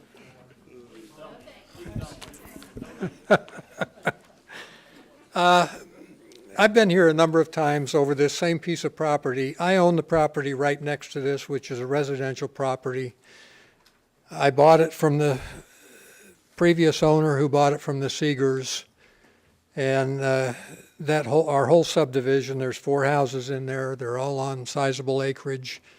And it's a lovely area. If you've never been there, maybe you ought to drive in sometime and check it out because it's nice. And the idea of having a huge store on the corner is offensive to all of the 4 of us in there. It's offensive to people up and down the road. We've talked about it before. When Rouse's was going to go in there a year or so ago, we came here and we were opposed to an AC3 zoning so that they could have a bigger store to build on. And not long after that, they sent out a press release, which you have a copy of, I just sent around, that was published in City Business. They built a state-of-the-art store in New Orleans, and it's a 40,000 square foot store, 28,000 feet of groceries and storage and cooking facilities for the rest of it. Wonderful store, terrific deal. They can do it in 40,000 feet. What you get when you do that is you get a little less traffic. Right now, we can't handle the traffic in that area. It's ridiculous. I almost didn't get here this evening because of the traffic trying to get out, coming up around 1085 to 1077 to get to the interstate. So the traffic is a problem. I understand that there are plans on board to fix that. We can't put the horse before the cart. We need to get the traffic situation fixed before we increase any more zoning sizes in this area. They're allowed to build 40,000 square feet now. They can put, contrary to what he's saying and what they've told us, they can put about 65,000 to 68,000 square feet of buildings on that property and still have parking adequate to service their businesses. So that's not the major question. It's just that the 40,000 square foot facility is going to draw less traffic than a 60,000 square foot facility. It can still be very profitable. There are a number of operators around the country that operate with 40,000 square feet. We would like to recommend that you leave the zoning alone. Don't make us come back here time after time after time to try to get it held the way it is. This was all negotiated originally to be not over 20,000 square foot. It was originally a C2, the old C2, which allowed 20,000 square foot buildings. During the comprehensive rezoning, they changed it to HC2, which allows 40,000 square foot zoning. This was over our objection, but it is what it is. We don't need to go up anymore. I think 40,000 square foot is adequate at the time. Maybe when they get the traffic fixed, is something that we could look at. But right now, I don't think it needs to go up any more than that. The traffic, it just isn't going to, the infrastructure is not going to handle the traffic. Thank you. Thank you. We have several other cards. Would someone else like to speak? Please come forward. I'm Rick Wilkie, president of the Association of Associations. We pay attention to the land use on Highway 21, but also 1085, 1077 is basically that triangle. I know that the Smiths and their neighbors have been through negotiating and doing deed restrictions to allow some commercial. They've been through it over and over again. And as they've stated, the 42,000 was what they were looking for. Then it grew and grew and grew. Now they're looking for close to 60,000 square foot stores. There's only so much that somebody like that should have to put up with. And as the statement was made about the traffic, yeah, I moved to the North Shore in 94, and Highway 190 was imminently going to be widened. And it took forever before it imminently got done. The 1080, when Hannon High and others developments were approved, Coquille were approved, it was based upon the fact that 1085 was going to be 4-laned. And then that didn't happen, and the traffic circles were going to be put in. And that hasn't happened. It's imminent, but imminent may be years. You never know. The area, it's already zoned for more intense use than it can handle, and increasing the zoning to a higher intensity is just something that really shouldn't happen. When a traffic circle is in, and then the traffic study shows that it can handle it, that maybe makes some sense. Thank you, Mr. Wilkie. There's another gentleman.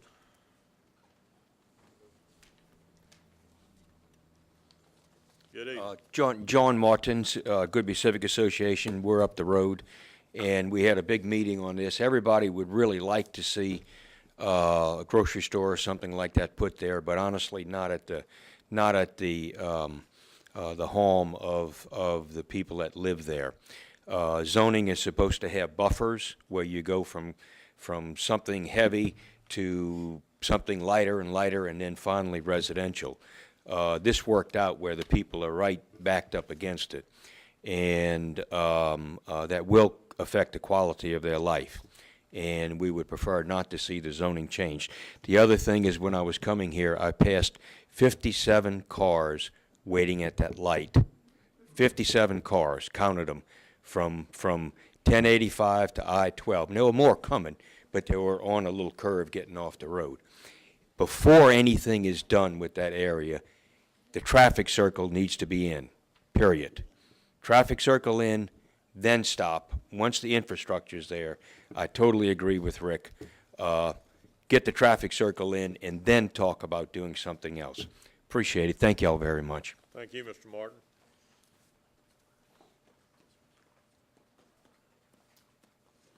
How you doing, ladies and gentlemen? My name is Tim Clayton, a resident of Willow Bend and also a member of Willow Bend Association.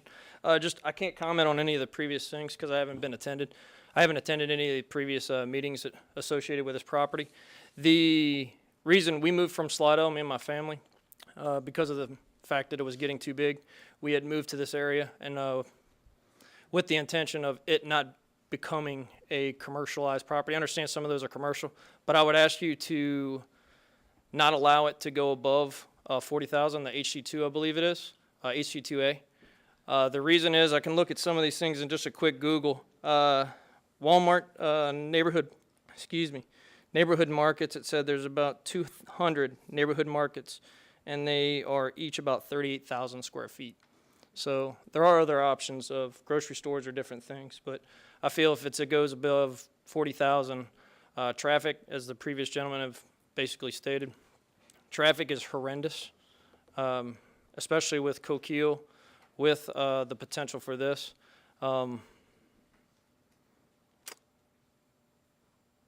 If it does go in, I think I agree with the gentleman just before me. The traffic circle needs to happen prior to, but I would ask you to keep it at 40,000, the zone HC2. Thank you. Thank you. Okay, we had another gentleman, I believe, that wanted to speak.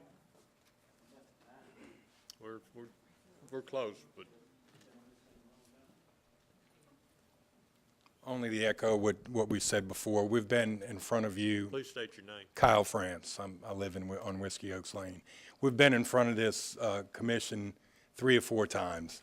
on the same issue. We've negotiated the zoning of that piece of property, 3 or 4 times. It's the same old, same old. They could build the kind of grocery store they want to build there. We're always more than welcome to sit and talk, but when they keep moving the goalposts down the field, it gets a little bit difficult. So we ask you to keep the zoning where it is, and let's see what we can do with the traffic circle and the other things we need to do in that area. Thank you very much. Thank you. Anyone else wish to speak against? All right, rebuttal, Mr. Pearson. And Mr. Sochay, 2 minutes. Because of the limited time, a lot to cover. Traffic, y'all like the interstate interchange at Colonial Pinnacle and River Chase? My office came up with that design. Do you like the Oshner Boulevard extension? My office came up with that design. A year ago, I got all the property owners together at that corner we're talking about right here, and was the impetus for getting the design plan started to get the traffic circle in. I've been doing this for 35 years. Retail development, I know if you can't get people in and you can't get people out, you can't cut your deals, and you can't properly open the shopping center and serve your customers. We are way ahead of the traffic situation. It is also something handled at the permitting level. They require a traffic impact analysis. We have to respond to that. We cannot impact traffic above certain conditions, and we're prepared to do that. And whether it's additional turn lanes, to get that done prior to opening. That is a permitting issue, not a zoning issue, but we have extensive traffic engineering experience. I majored in that and soils engineering in college. As it relates to the zoning, again, you've seen that we've swapped out retail to put in the food store. Believe me, if I didn't need the larger square footage, we wouldn't be here. We would have a store open and operating there already. It's not me coming up with that. It is the quality food store operators that have surveyed the market and want to make sure that if they make an investment there, they're making the right investment. They're covering competition from coming in. That's today's world, and they're building what the customer needs. And today is a very tough economic environment, and they want to do the right thing. Again, it's not me, and we want to put the right store there. And the overall size of the project, as you've seen, is much less than we could actually do. So, the store at Rouse built in New Orleans is in an urban setting. Walmart has neighborhood markets of 15,000 square feet in city urban settings. This is a rural setting. We all know that. So that's why Rouse was able to cram a number of things in a 40,000-foot store. They were limited to the Cadillac Sewell building that they bought right off of Poydras Street. They don't want to do that here. They want to build their prototypical store. Prototype's a very important word. These retailers spend thousands, hundreds of thousands of dollars developing a prototype, computerized stocking systems, computerized inventory systems for a particular customer base. And I can't go in there and ask them to build something outside of their box. It just doesn't happen that way. So, you know, I can tell you that we, again, the schedule that Clint mentioned about the roadway has been committed. We want it to happen. If I started plans tomorrow, I couldn't get this store open for a year. But beside that, we have to present our TIA. We're not going to get a permit until, if the traffic circle doesn't happen, we may end up having to put it in order to get a permit. God forbid, because we certainly couldn't afford to do that, and we'd have to delay our project. But we will not open this store without proper ingress and egress, nor will our retailers, who are so sophisticated of what goes on inside their building, they're not going to be blind to what's going on outside of their building on the roadways, and want to be good neighbors too. Again, the planning staff has recommended approval. I would ask that you pass this on to the council in the same light, and let us bring something that's badly needed for thousands of people out in this area with the sensitivity to develop it properly, traffic drainage and all the other things. Thank you. Thank you, Mr. Sochay. Rebuttal on the opposition.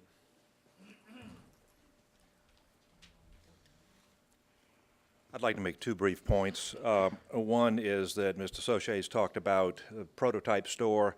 When he was talking a year ago, it was they had prototypes and they had to be like that because they were going to build multiple of them, and they were like 45,000 square feet. Now they're prototypes and they're 57,000 square feet. The numbers keep changing. It's a moving target in terms of what they want to build. If they had been down at the 42,000 square feet and did deed restrictions at 42,000, there probably wouldn't be the objections to making a change.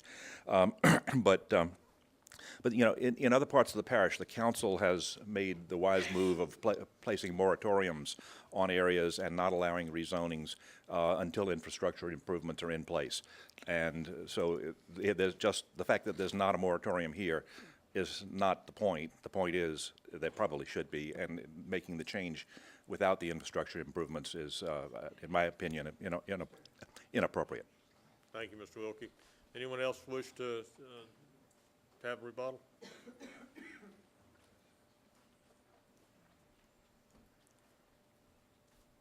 Hi, I'm Emily Smith. I live on Whiskey Oaks Lane, and in regard to what they were just saying, we have, and Mr. Wilkie said part of what I have to say, but things keep changing on the intersection, and I think to know everything that's there, we have the plot next to us that they're requesting an enlargement in the size of the building. There is Hannon High School across the street from that. There is Coquille Sports Plaza, which brings in a lot of traffic for all of the activities, and they have increased their amount of space that they're going to be using, which brings more traffic to 1085 and 1077. There is on the corner across diagonally from where they want to put the grocery and a fast food store on the corner. There is a piece of property that was supposed to be a bank. We agreed with the zoning for a bank. We now have a McDonald's, a gas station, and convenience store going in. That's going to bring and have more in and out traffic. Our major concern that is if we don't have some control over how much more is going to be going there, there is going to be an insanely wild intersection. We still have another corner across from the piece of property that they are talking about. If we don't keep the sizes appropriate, not even a traffic circle is going to save this intersection or any part of it. We are 5 to 6 lights to get home at night from the intersection to the light at 1085. And as you heard, like counting 57 cars to get out. All of that needs to be a major concern, and we really hope that you will deny this. Okay, thank you. Anyone else wish to speak? We're pretty much out of time on rebuttal. Yes, sir. Got a point of information? Come to the...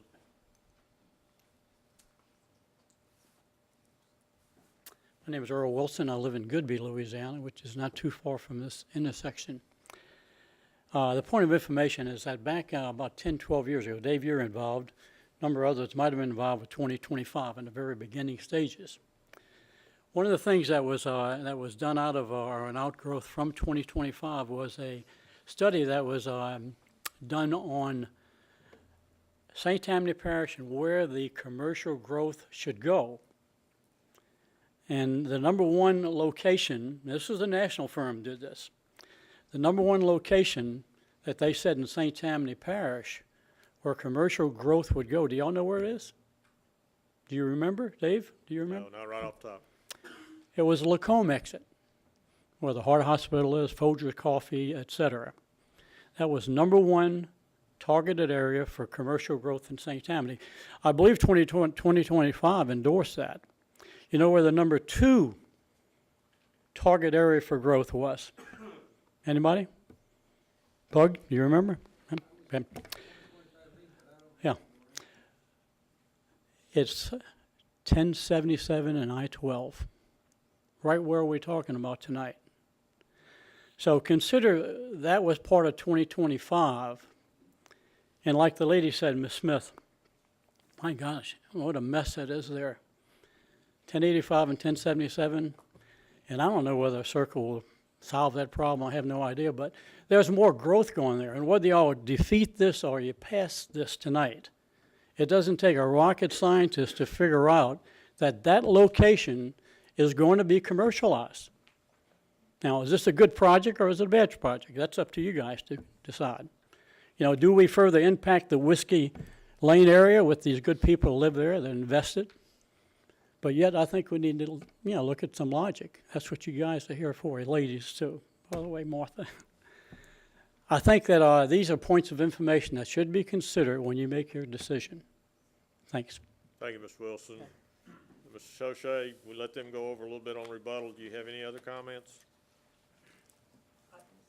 The only thing I want to say is that when you look at the different site plan options, the 42,000-foot store, the 55,000-foot store, the what-if 69,000-foot mixed-use development, the what-if 120,000-square-foot office development, we're not interested in quantity here. We're interested in quality. That's evident by what we're pursuing a food operation, or again, I wouldn't be here. That's it. That's what we're pursuing. Quality, not quantity. Thank you, Mr. Sochay. I'm going to close the floor to the public and turn it over to the commission. Mr. Davis. For the other commissioners, Bernie, Martha, and I had heard this one a while back. This is the one we turned down for Highway Commercial 3, obviously, because it was just way too big. It was 200,000 square foot. Again, the planning staff came up with the different types of zoning requirements for Highway Commercial 2A now, which would give a little bit more square footage and stuff. My question for planning is, you're the guys that are telling us here it's fine. Tell us why. I stated in the staff report, you know, we based our recommendation on, you know, portion of the HC2A. You know, the purpose and the list of proposed uses is very similar as the HC2, except that it allows for a larger building. And if you look at the comprehensive plan, 2025, it says multiple and complementary principal uses permitted to coexist with the same development program in area, typically more intense by land area than adjoining area. Right. So more intense than the surrounding area. Right. So, in essence, after reviewing all this, I'm going to have to agree with the planning staff on this. I think that Highway Commercial 2A for this site would be appropriate for it. And I do like the plans, even though we're not at the planning stage now, obviously. I think the request does compel me to do that, because I believe we do need to have some sort of a commercialization there. Now, right now, if we leave it at Highway Commercial 2, you're going to have commercial anyway. So I believe with just a little bit more extra square footage, I believe this is appropriate, and I'll make a motion to approve. Motion by Mr. Davis to approve. Do we have a second? I had a question. I have something to say too. Okay, second by Mr. Richard. Martha? Martha? It's seconded. I have maybe been on this too long, but Don, every project that you have done has been turned out fantastic. I have a trust in you and how you develop things. I took a lot of heat, a lot of ridicule for, you know, the target area and the other side of the road and stuff, but I could visualize what you had in mind for the traffic. But I'm having a problem with visualizing this because we have so much in there right now with Coquille and its continuing growth and Hannah's continuing growth and the other side that I understand the circle, and I'm not a proponent of the circle. I have been in the circle at peak hour, and it's just that you know, it's supposed to work, but the ones I've been in, I don't know how it's going to work with that much that close to the interstate. I guess that's what I'm saying. The other ones are in rural areas and not the traffic coming off the interstate. But besides that, I feel like the 40,000 square feet was put in by the 2025 for a particular reason because of where it was and what we had there at the time. That a grocery store, I just picture the in and out, even, I know they might need one in that area, but, you know, I don't like to be told that, well, this is the less of evils, that you know, this give us a little bit more, and it'll be better than having this. You know, that I can't judge, but I just feel like if a grocery store is meant to be there and they want to be there, they will fit it in until what we have for that size and stuff. And I understand their philosophy, and I understand, you know, that they want a certain look and this sort of thing, but I just cannot see making this a larger area, just because I don't think, even with the circle, or if they even four-laned it, where people are coming off that interstate, and if you've been there, which I have quite a lot,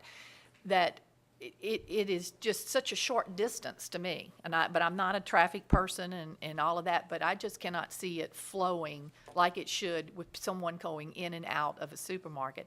I don't know if it would be better, as you said, to have office buildings or some space. Sometimes those spaces have to be closed. Supermarkets don't seem to close anymore, so you have a constant traffic flow. That's how I feel about it. I think the 40,000 square feet is needed for that particular area.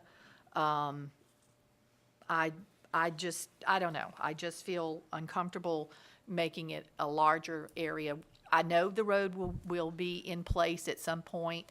If you came in and said you would not open doors until the traffic was in, but until we are fixed, that kind of thing. But we can't ask you that at zoning. This is a zoning. We're looking at the merit of it and stuff. So that's how I feel. I just think increasing it, that it's 40,000, square feet is allowed, that we would put something in there that would fit. Thank you, Mr. Casabon. It's just. Pug? Well, I've got one question. If the commission would look at the second page in the packet, the one that's got the map. Mike, do you all have a copy of that packet? No. It's this one. Is it this No, one? I'm talking about this page.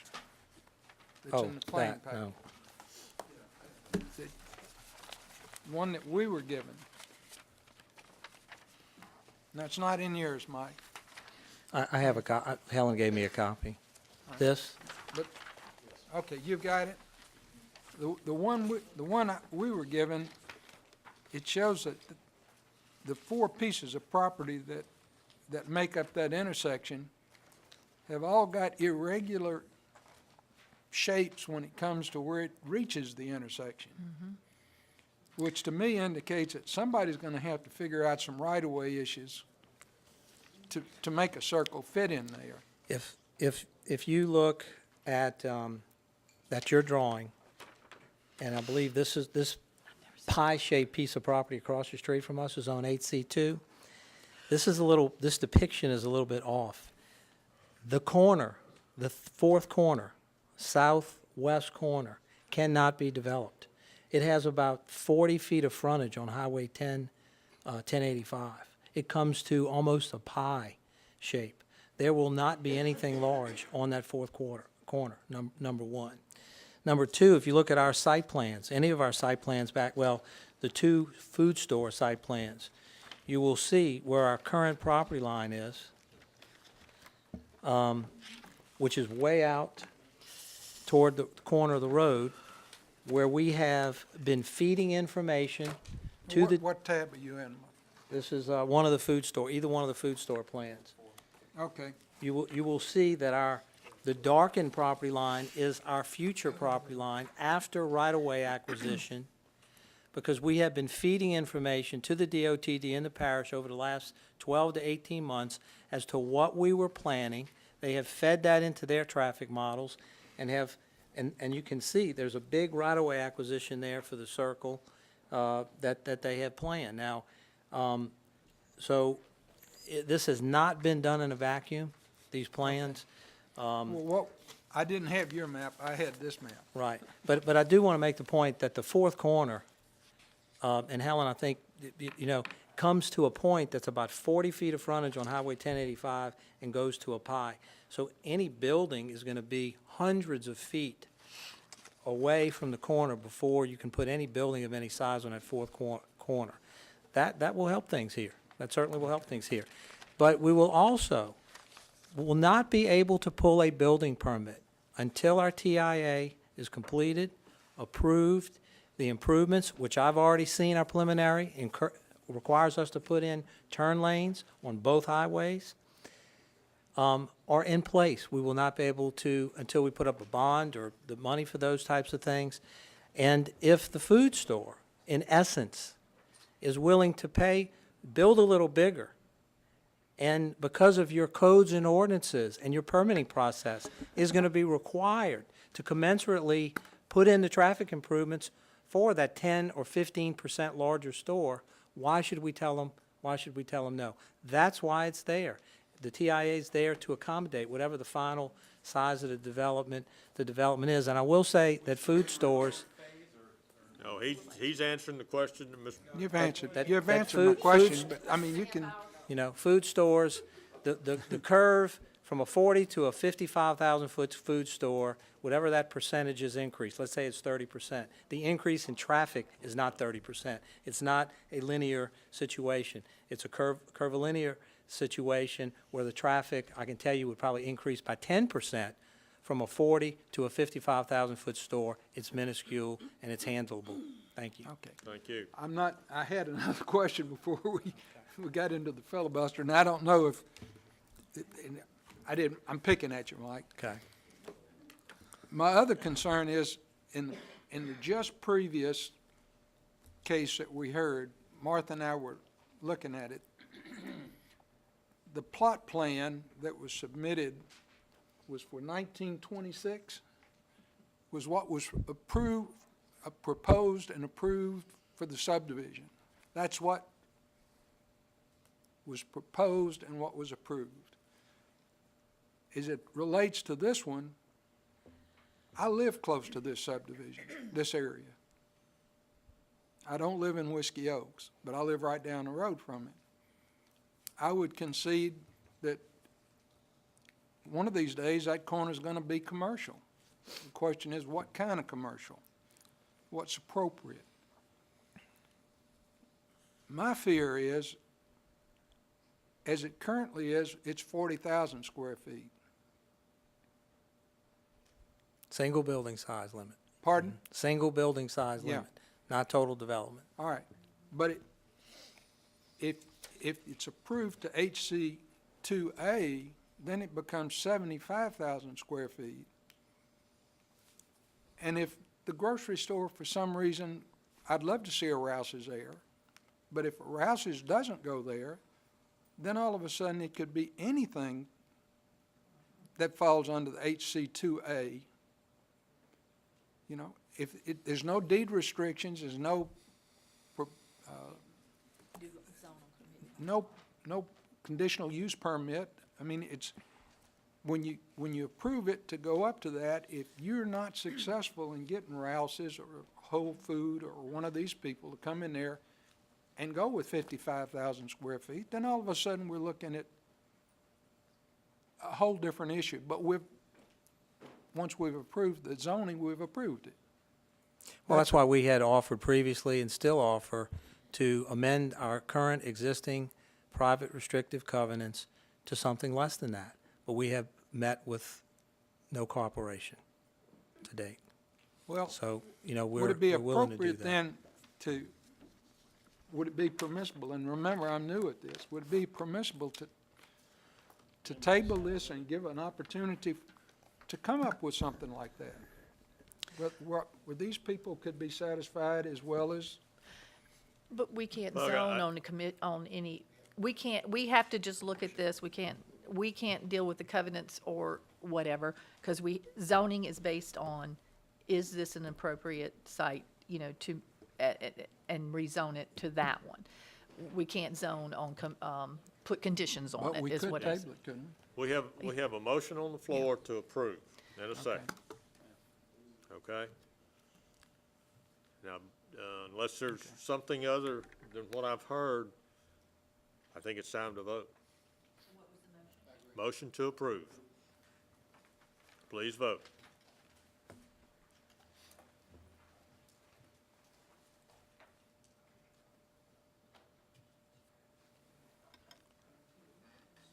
Motion carries 6-2. If y'all wish to appeal, the appeal forms are there on the end of the bar, and you can appeal it to the council. Thank you. Thank you.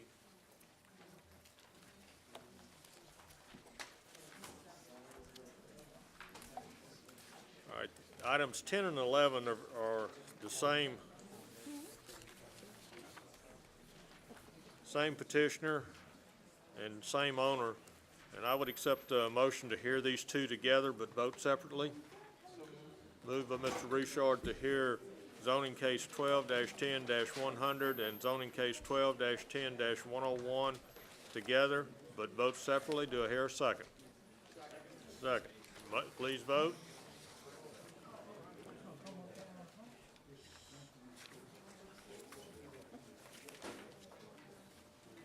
Motion carries.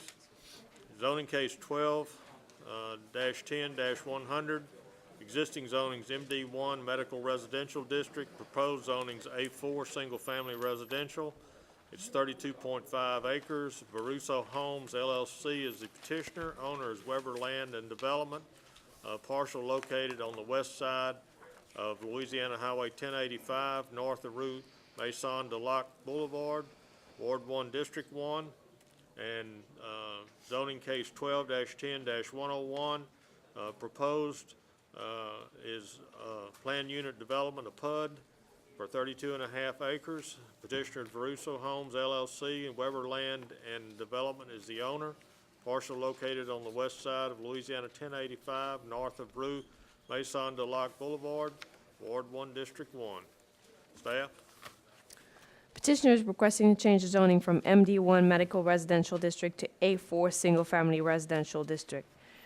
Now, also another request has been submitted for the same side for a PUD overlay. At this time, staff would like to recommend approval for the request for an A4. As far as the request for the PUD overlay, the site is proposed to be developed with 99 single-family residential lots, and the site will be accessed through Highway 1085 through the first phase of Western Glen subdivision. Considering that the proposal meets all the PUD requirements, staff would like to recommend approval. Thank you. Mr. Shane? Thank you, Mr. Doherty. Jeff Shane of Jones Fussell, and I represent the petitioner, Varuso Homes LLC. And the cases before you this evening are an attempt to change the zoning of the undeveloped portion of Western Glen subdivision back to the same identical zoning and PUD that this commission approved, I guess, roughly 5 years ago, maybe a little off on the date. Those of you that are familiar with Western Glen know that it's on the south side of 1085. The first phase has been successfully developed by my client, Varuso Homes LLC. We have an opportunity to purchase the undeveloped and rear portion, and that property approximately 2 or so years ago was rezoned to Medical District 1 at a time when there was a belief that there might be some form of retirement community built to the rear and undeveloped portion. Needless to say, that business plan never came to fruition.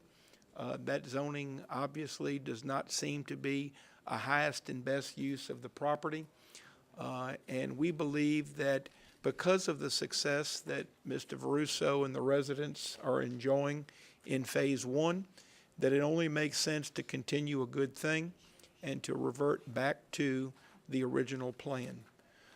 So simply stated, we would appreciate your recommendation of a change of zone to A4, and also a recommendation that the PUD plan be adopted.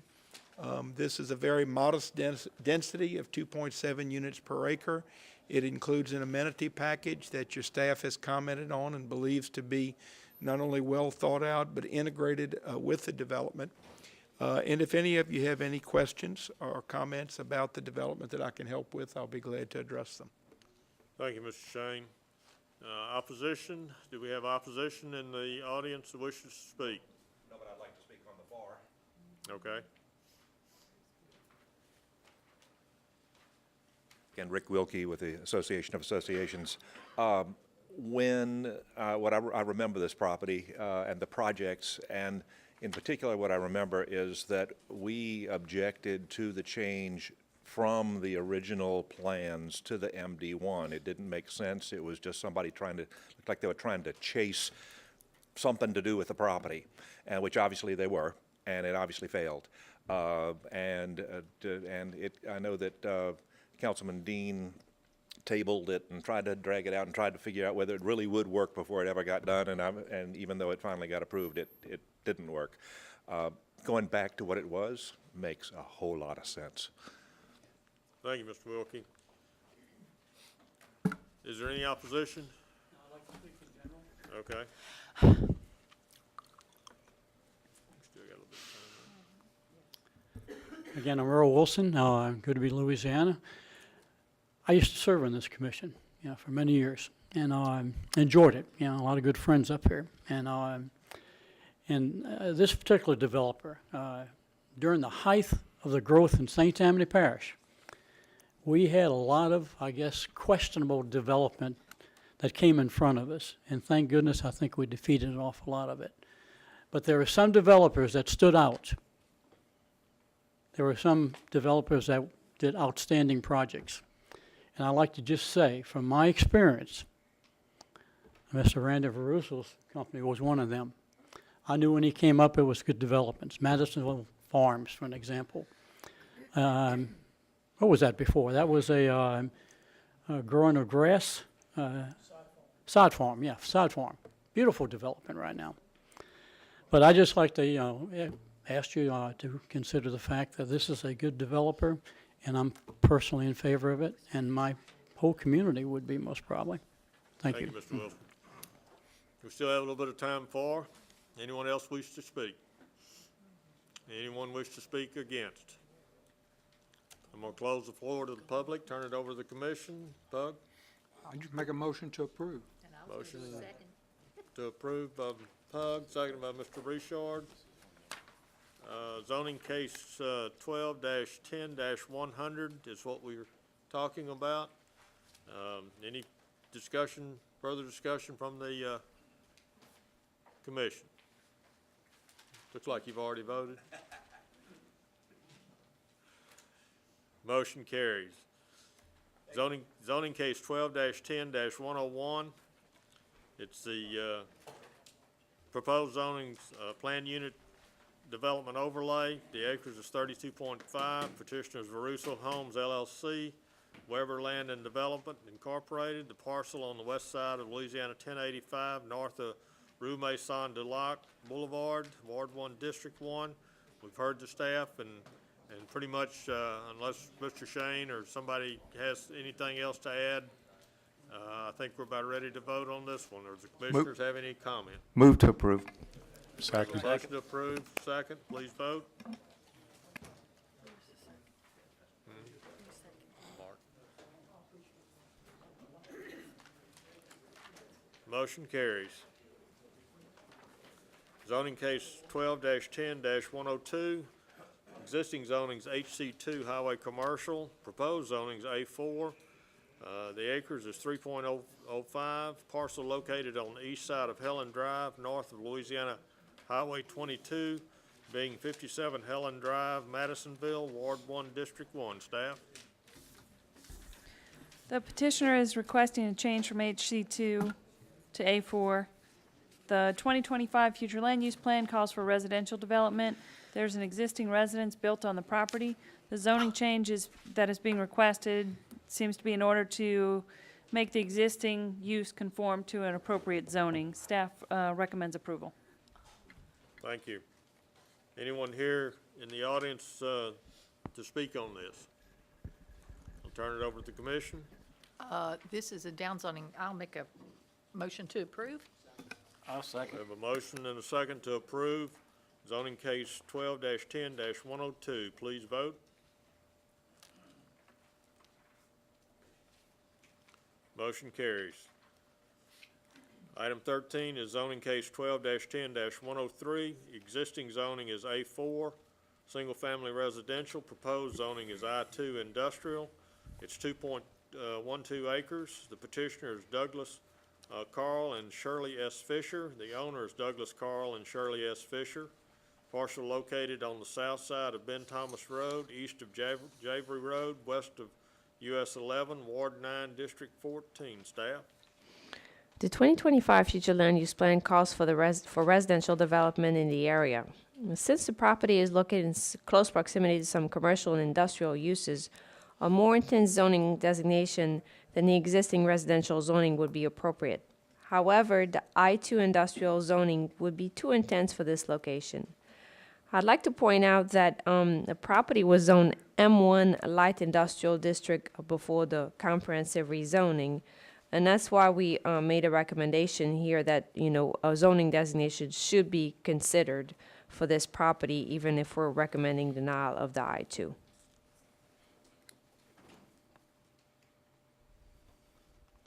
Is the petitioner here? I'm Doug Fisher. We're from Lake Charles, land being in Slidell.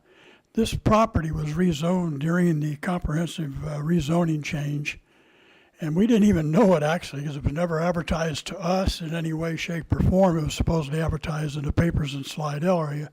So I didn't even know this change took effect until just recently, and my broker for real estate was going to sell it. We had it sold, and lo and behold, they went to check the zoning, and it had been changed by the new zoning. It's put me in a situation that I have a piece of property that is basically light industrial, and it's surrounded by light industrial, and it's been rezoned to residential. We'd like to ask it to be rezoned to, I believe it's L1. Is that correct, Ms. Helen? Your request is for I2. I2, excuse me. Anyway, that's where I stand. Thank you. Thank you, sir. Sir, is there anything on this property that's industrial or commercial at this time? It actually has an impound facility. Don't come to the speaker. You can come up and speak. I'm asking a question. It currently has an impound facility, but it's embedded in the trees, as the case has it, because we shut it down years back. But all the property surrounding it is industrial, light industrial type land. So I can't sell it as residential. Okay, let me ask you a question. Are you anywhere near the aggregate place? Not that I know of. I'm close to Highway 11 on Ben Thomas Road. Okay. We're about 1,000 feet from Highway 11. Oh, is it, okay, so that's, this place I'm talking about is further down the road, yeah. Okay, all of this area is industrial, you know. Yes. And you want to see this? No, I see that. But, and, you know, I don't see any reason why we don't do it now. I-2 may be a little heavy compared to some of the other area, but I do think there's some I-2 in there. Is that correct, on that road? Yes, in very close proximity, there is some I2, yes. Yeah, there is some I-2. Is there a reason that you wanted I-2 for this, sir? Well, I need to get it back where I can sell the property if I'd like to. We've had it for many, many years, and we have now no need for it, and I sure could use the money to try and live my future. Right. Yeah. And that's what I'm looking at. Residential won't sell. It's totally lost in that spot. Well, there's nothing but I-2. Well, Dave, you would know this too. On the Ben Thomas Road, once you leave Highway 11 on the left-hand side of that road, it's nothing but industrial. That's where I am. I'm right next door to the cable television company, big antennas, storage facilities across, That's correct. machine shops, and big Acme company there, the whole I'll works. make a motion to be approved. We have a motion and a second to approve. Helen, the other industrial along there, Wait, is that I think we have some I opposition. two? Oh, that's some opposition? You have, I'm Yeah. sorry, did he ask? I'm glad I'll you withdraw popped my up. motion till afterwards. No, that's fine. Yes, I'll Well, wait a withdraw minute. my No, second. you're right. You need to withdraw your motion. Yeah, I'm sorry.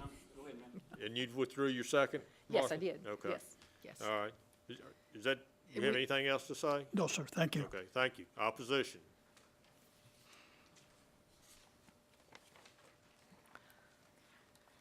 Good evening, everyone, all the commissioners, and to those that are left here at this time of the evening. I thank you for the opportunity to approach you.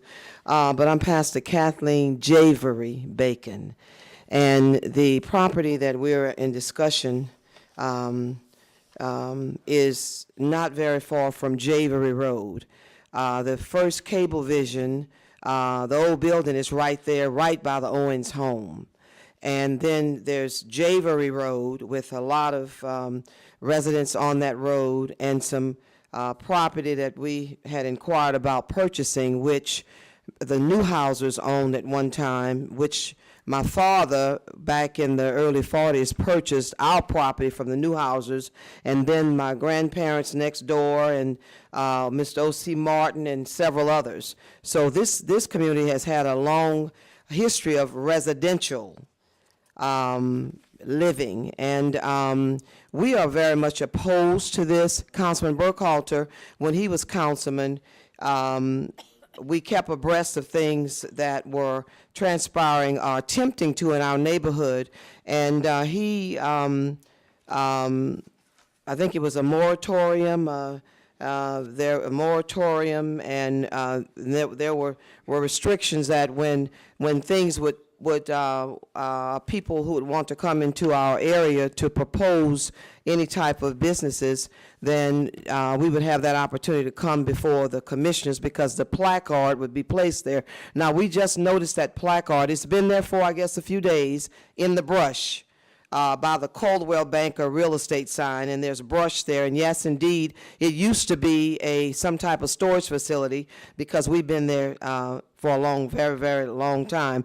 We have in our neighborhood, we have those persons that are they're infirmed or disabled, like Brother Lydell with us today. We have older people on Javery Road who have all kinds of conditions down Ben Thomas, because it's an older neighborhood, and on Bryan Road also. I have with me a petition with maybe about 27, 30 signatures. They couldn't be here tonight. Would you like that? I need to get it for you. I will get it for you. I'm sorry. I forgot to bring the book, but I have that with me because yesterday, Friday is when I really noticed it, because I'm in ministry full time and there are several other things that I'm doing. So I had to be, because of this distraction, on this so we could be here to meet this deadline this evening. I've spoken to today, because I had to take the whole day with neighbors addressing this issue. And if anyone traveled on Ben Thomas Road, you would realize that it's barely a place where one car can pass. When two school buses have to come down, and the school buses take really first preference, they're getting our kids, one has to stop and wait for the other one. And we also have other businesses that are on Ben Thomas, and we have on Stone Road, where the city incorporated Stone Road years ago, so we have businesses back there. And for the width of Ben Thomas Road, we really can't take anymore without, I heard many people talking about circles and streets, highways, and how they're not in proper condition to receive any more traffic. People come from Highway 11, Ben Thomas, and go to all around Coronation to 190 West. We have that traffic. Since Katrina, we have more traffic. Our neighbors in the back of us on Stone Road that are back there, they take into they realize that we're the citizens who live at the residences, so they're not speeding and ripping and running and putting our children in danger. But there are people that pass the throughs, and even some that live there, we have this speeding problem with. So we're going to be taking on too much more for it to be changed from an A4 to an I2. We understand what Industrial 2 is. We dealt with these things way back as far as Miss Marty Houston, and we were petitioning for then, because of the Slidell sewing factory, a light on the corner of Highway 11 and Ben Thomas. We have not gotten that light to this day. Trade-off, if someone has a better word, would be a light. There is a light at North Boulevard and Highway 11. We still don't have a light. It takes you, it depends. Early in the morning, you can hardly get out on Highway 11. You'll have to go all the way around Powell Drive and come to that intersection there by the old Jubilee and the Shell station to get on Highway 11. That area, it cannot take any more traffic right now. The overlay is about had it. When you make that curve there by Bryan Road and Ben Thomas, people have gone in the ditch. It is decaying and caving in. So my plea to you today is on the behalf of the citizens there who have been there many years, and we understand change. A change does come, but we need to be reasonable. The question is, can this small area and these raggedy Ben Thomas Road deal with more traffic from an I-2? We understand the language here, you know, M1, M2, M3. We've been dealing with this for a long time, but we have not seen improvements with our street and the highway to accommodate. And as I said before, we still do not have a light with all the heavy traffic on the corner of Highway 11 and Ben Thomas. Even after a young man was hit by an 18-wheeler on that corner years ago and killed instantly. We still don't. So I understand. I'm a woman of compassion. I'm in ministry, licensed, ordained. I understand all of this. We understand it. But then there's the other side of the coin that has to be understood also. We actually live there, and every day we're dealing with these issues that an Industrial 2 wouldn't be ready for. We are not ready for it. They're not ready. If you have an emergency in that area and you have some other type of an I-2, for instance, some other business, commercial, and the ambulance is coming, the fire truck is coming, it really needs to get to someone's home, and the truck or whatever is in the middle of the street, how are they going to get there? Go back up 11, come across the railroad tracks, and come down Carnation? The house would be burned down, and perhaps the family member would be dead in a coma. We ask this evening that you carefully consider this and hear from not just me, but the two that are with me, plus about 30 others that have signed that couldn't be here at this last moment. So we are asking, sir, that this be denied. Thank you, Ms. Bacon. Thank you. Time is up. God bless you. Thank you. Rebuttal? Yes, sir. As far as the signage is concerned relative to the notice, it's very clear. I took that from the road today. So it isn't covered up as stated, okay? That's number one. Number two, here are some of the commercial, industrial type operations around my property. And they exist now, they're there. Mine was zoned way back before the 70s. It's been that same zoning until the comprehensive change of zoning. And that's caught me in a dilemma that I can't sell the property the way I stand right now. Sure. That's all I have to say. Thank you. Thank you. Ms. Bacon, you have any rebuttal?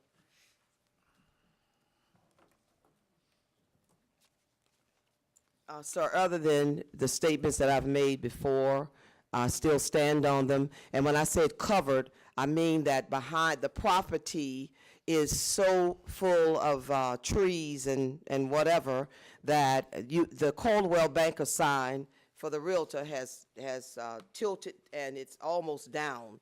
One side is off, and then the yellow placard is right here.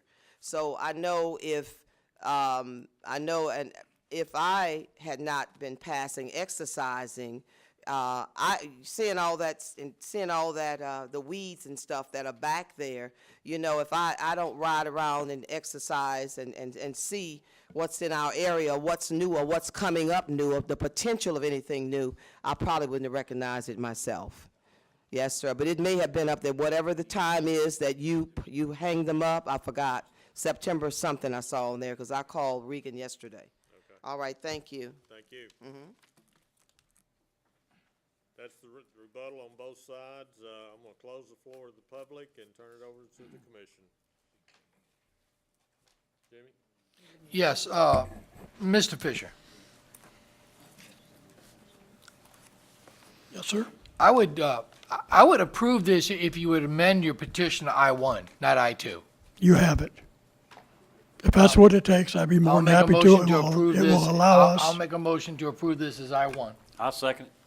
We have a motion and a second to amend the zoning request from I-2 to I-1. We need to vote on that now, or another discussion? He has agreed to it, Okay. so it's amended, so you just gotta move on approval. Okay. Martha, you had your light on? Oh, no, I just didn't. Bernie?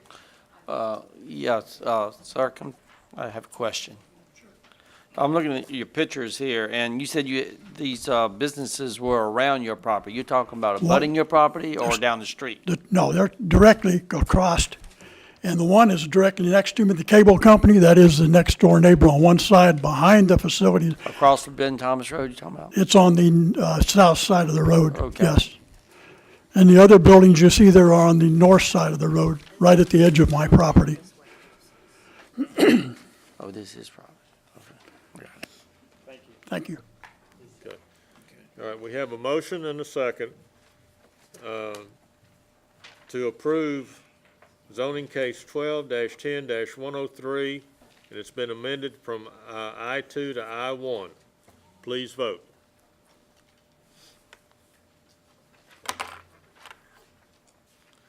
Motion carries. Thank you. Thank you very much. Zoning case 12-10-104. Existing zoning is A3 Suburban District and PF2 Public Facilities District. Proposed zoning is A3 Suburban District and PF2 Public Facilities and Planned Unit Development PUD. It's 53.5 acres. The petitioner is Hidden Creek LLC. The owner is Joseph Mistich. Parcel located on the north side, north side of Louisiana 1085 west of Tallow Creek, Ward 1, District 3. Staff? The site is proposed to be developed with an 80-lot, single-family residential subdivision. The minimum lot size will be of approximately 14,300 square feet. And I'd like to note that the underlying zoning of A3 and PF2 has already been approved through the comprehensive rezoning. Considering that the proposal meets all the PUD requirements, staff would like to recommend approval. Thank you. Yes, sir. Good evening. My name is Matt Filati. I'm representing the petitioner on this. I'm the project engineer. I'm going to be brief. This was a subdivision that was tentatively approved in 2005. We submitted engineering drawings, hydraulic analysis and such, got approvals, and subsequently got a preliminary approval. We got Corps wetland permit. We mitigated it. We've got a water quality certificate. We've got all permits that were required, and we're coming back to now redo the subdivision, and it's the same subdivision that was submitted back in 2005. And I request if you guys can give us approval. Okay, thank you. Anyone here to speak against this? Okay, I'll turn it over to the commission. Yes, I was looking at Ms. Casabon? the preliminary, this one. I'll make a motion to approve. We have a motion by Mr. Second. Casabon to approve, seconded by Mr. Hines. Mr. Willie? I just got one question. Because it was approved in 2005, it'll meet all updated regulations and stuff. Correct. Yeah, they Okay. had to submit revised Yes. plans and everything, They yes. had to redo. Okay, and one of the comments in your report was that, did you get a better plan? Yes, actually, they revised their plan. Okay, better. And that's the one that I distributed to you. They provided the active and passive amenities, and they also reduced it from 81 lots to 80 lots, but it meets the density requirements for the PUD. okay, thank you. Mr. Richard? I had a question. Basically, I'm looking at looks like the Army Corps of Engineers, 2006, December 19, 2006, gave you, I guess, permission, and it had a 5-year extension. I mean, that's expired, so what's the status? That was. I mean, it's in our packet here, Yes, sir. so. Yes, sir. That was for mitigation, and we've mitigated They already between Okay. that point and now. So everything's already been taken care of. Thank you very much. Okay, Ms. Casabon, you have your light Oh, on? no, I just, Okay, floor is closed. I just have a question, not necessarily opposition. My name is Debbie LaCicero. I live directly across the street from this project. And you said there were some changes to it. I'd be curious as to exactly what the changes were. Yes. We're gonna go ahead and vote. We have a motion and a second to approve zoning case 12-10-104. Please vote. Motion carries. Thank you. Okay. Item 15, zoning case ZC 06-07-053. It's a major amendment to a PUD, land unit development. It's it's 161.19 acres. Charles Barnett is the petitioner. Owners Chafuncta Club Estates, parcel located on the north side of Pinecrest Drive, south and east of Brewster Road, more particularly located on the south side of Hummingbird Road, being lots 578 to 589, Chafuncta Club Estates, Phase 2, Ward 1, District 1. Staff? The request consists of an addition to the rear yard of lots 578 to 589 to move the building envelope of a future single-family residence closer to the golf course and away from the Cleaker transmission electric line located in the front of the lots. The addition will create a reduction of the total acreage dedicated to open space, but just a very small decrease from 106 to 105 acres. Staff does not have any objection and would like to recommend approval. Thank you. I'm Charles Barnett with Chafuncta Club Estates. Okay. You have any questions? This is less than an acre. It's .89 acres, and all we're doing, we found that we had some additional space on the back end of some of the lots that are on the golf course. Actually, we had 80 to 100 feet, and we took about 60 in some lots. And we wanted to get some of the fronts of the houses off of the transmission line that runs across the street from where these lots are. Okay. Is anyone here to speak against this? I'm gonna close the floor and turn it over to the commission. Bud? I just make a motion to approve. Motion to approve. Second. Second by Mr. Willie. Please vote.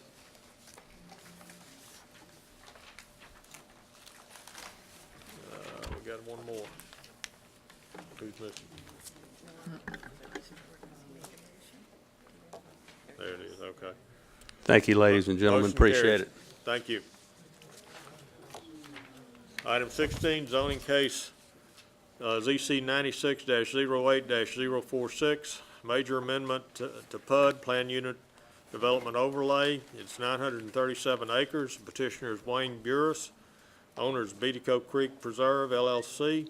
Parcel located on the west side of Louisiana 1085, south of I-12, more particularly located on the north side of St. Calais Palace, or excuse me, not Palace, St. Calais Place, being lots 69 to 82, Beatico Creek Phase 1, Ward 1, District 1. Staff? The request consists of an addition of 40 feet to the rear of lots 40 to 82. The addition will create a reduction to the total acreage dedicated to open space from 187 acres to 186.31 acres. Staff does not have any objection and would like to recommend approval. Thank you. Mr. Burris. Mr. Chairman, members of the commission, Wayne Burris representing Beatico Creek Preserve. As Helen indicated, it's a very slight reduction of the green space. Green space on this project is 60%. So following the addition of this 40 feet to the rear of these lots, we still have approximately 564 acres of green space. The purpose of the addition is, as the previous developer had designed these lots, most of the ones in that run that you're looking at that we're requesting the modification on measure 50 feet wide by 80 feet deep. Some of the design for the houses on those lots back up extremely close to the rear lot line. We're trying to give the residents a little more backyard. So with that, we'd request approval. Okay, thank you, Mr. Burris. Is anyone here to speak against this? I'll close the floor to the public and turn it over to the commission. Mr. Pug? Make a motion to approve. Motion to approve. Second. Second by Mr. Richard. Any other comments? Please vote.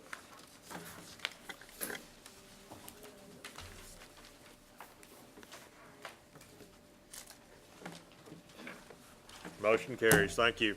Thank you very much. Good night. Old business. Anyone have any old business to bring up? New business? We have a motion to adjourn. Thank you.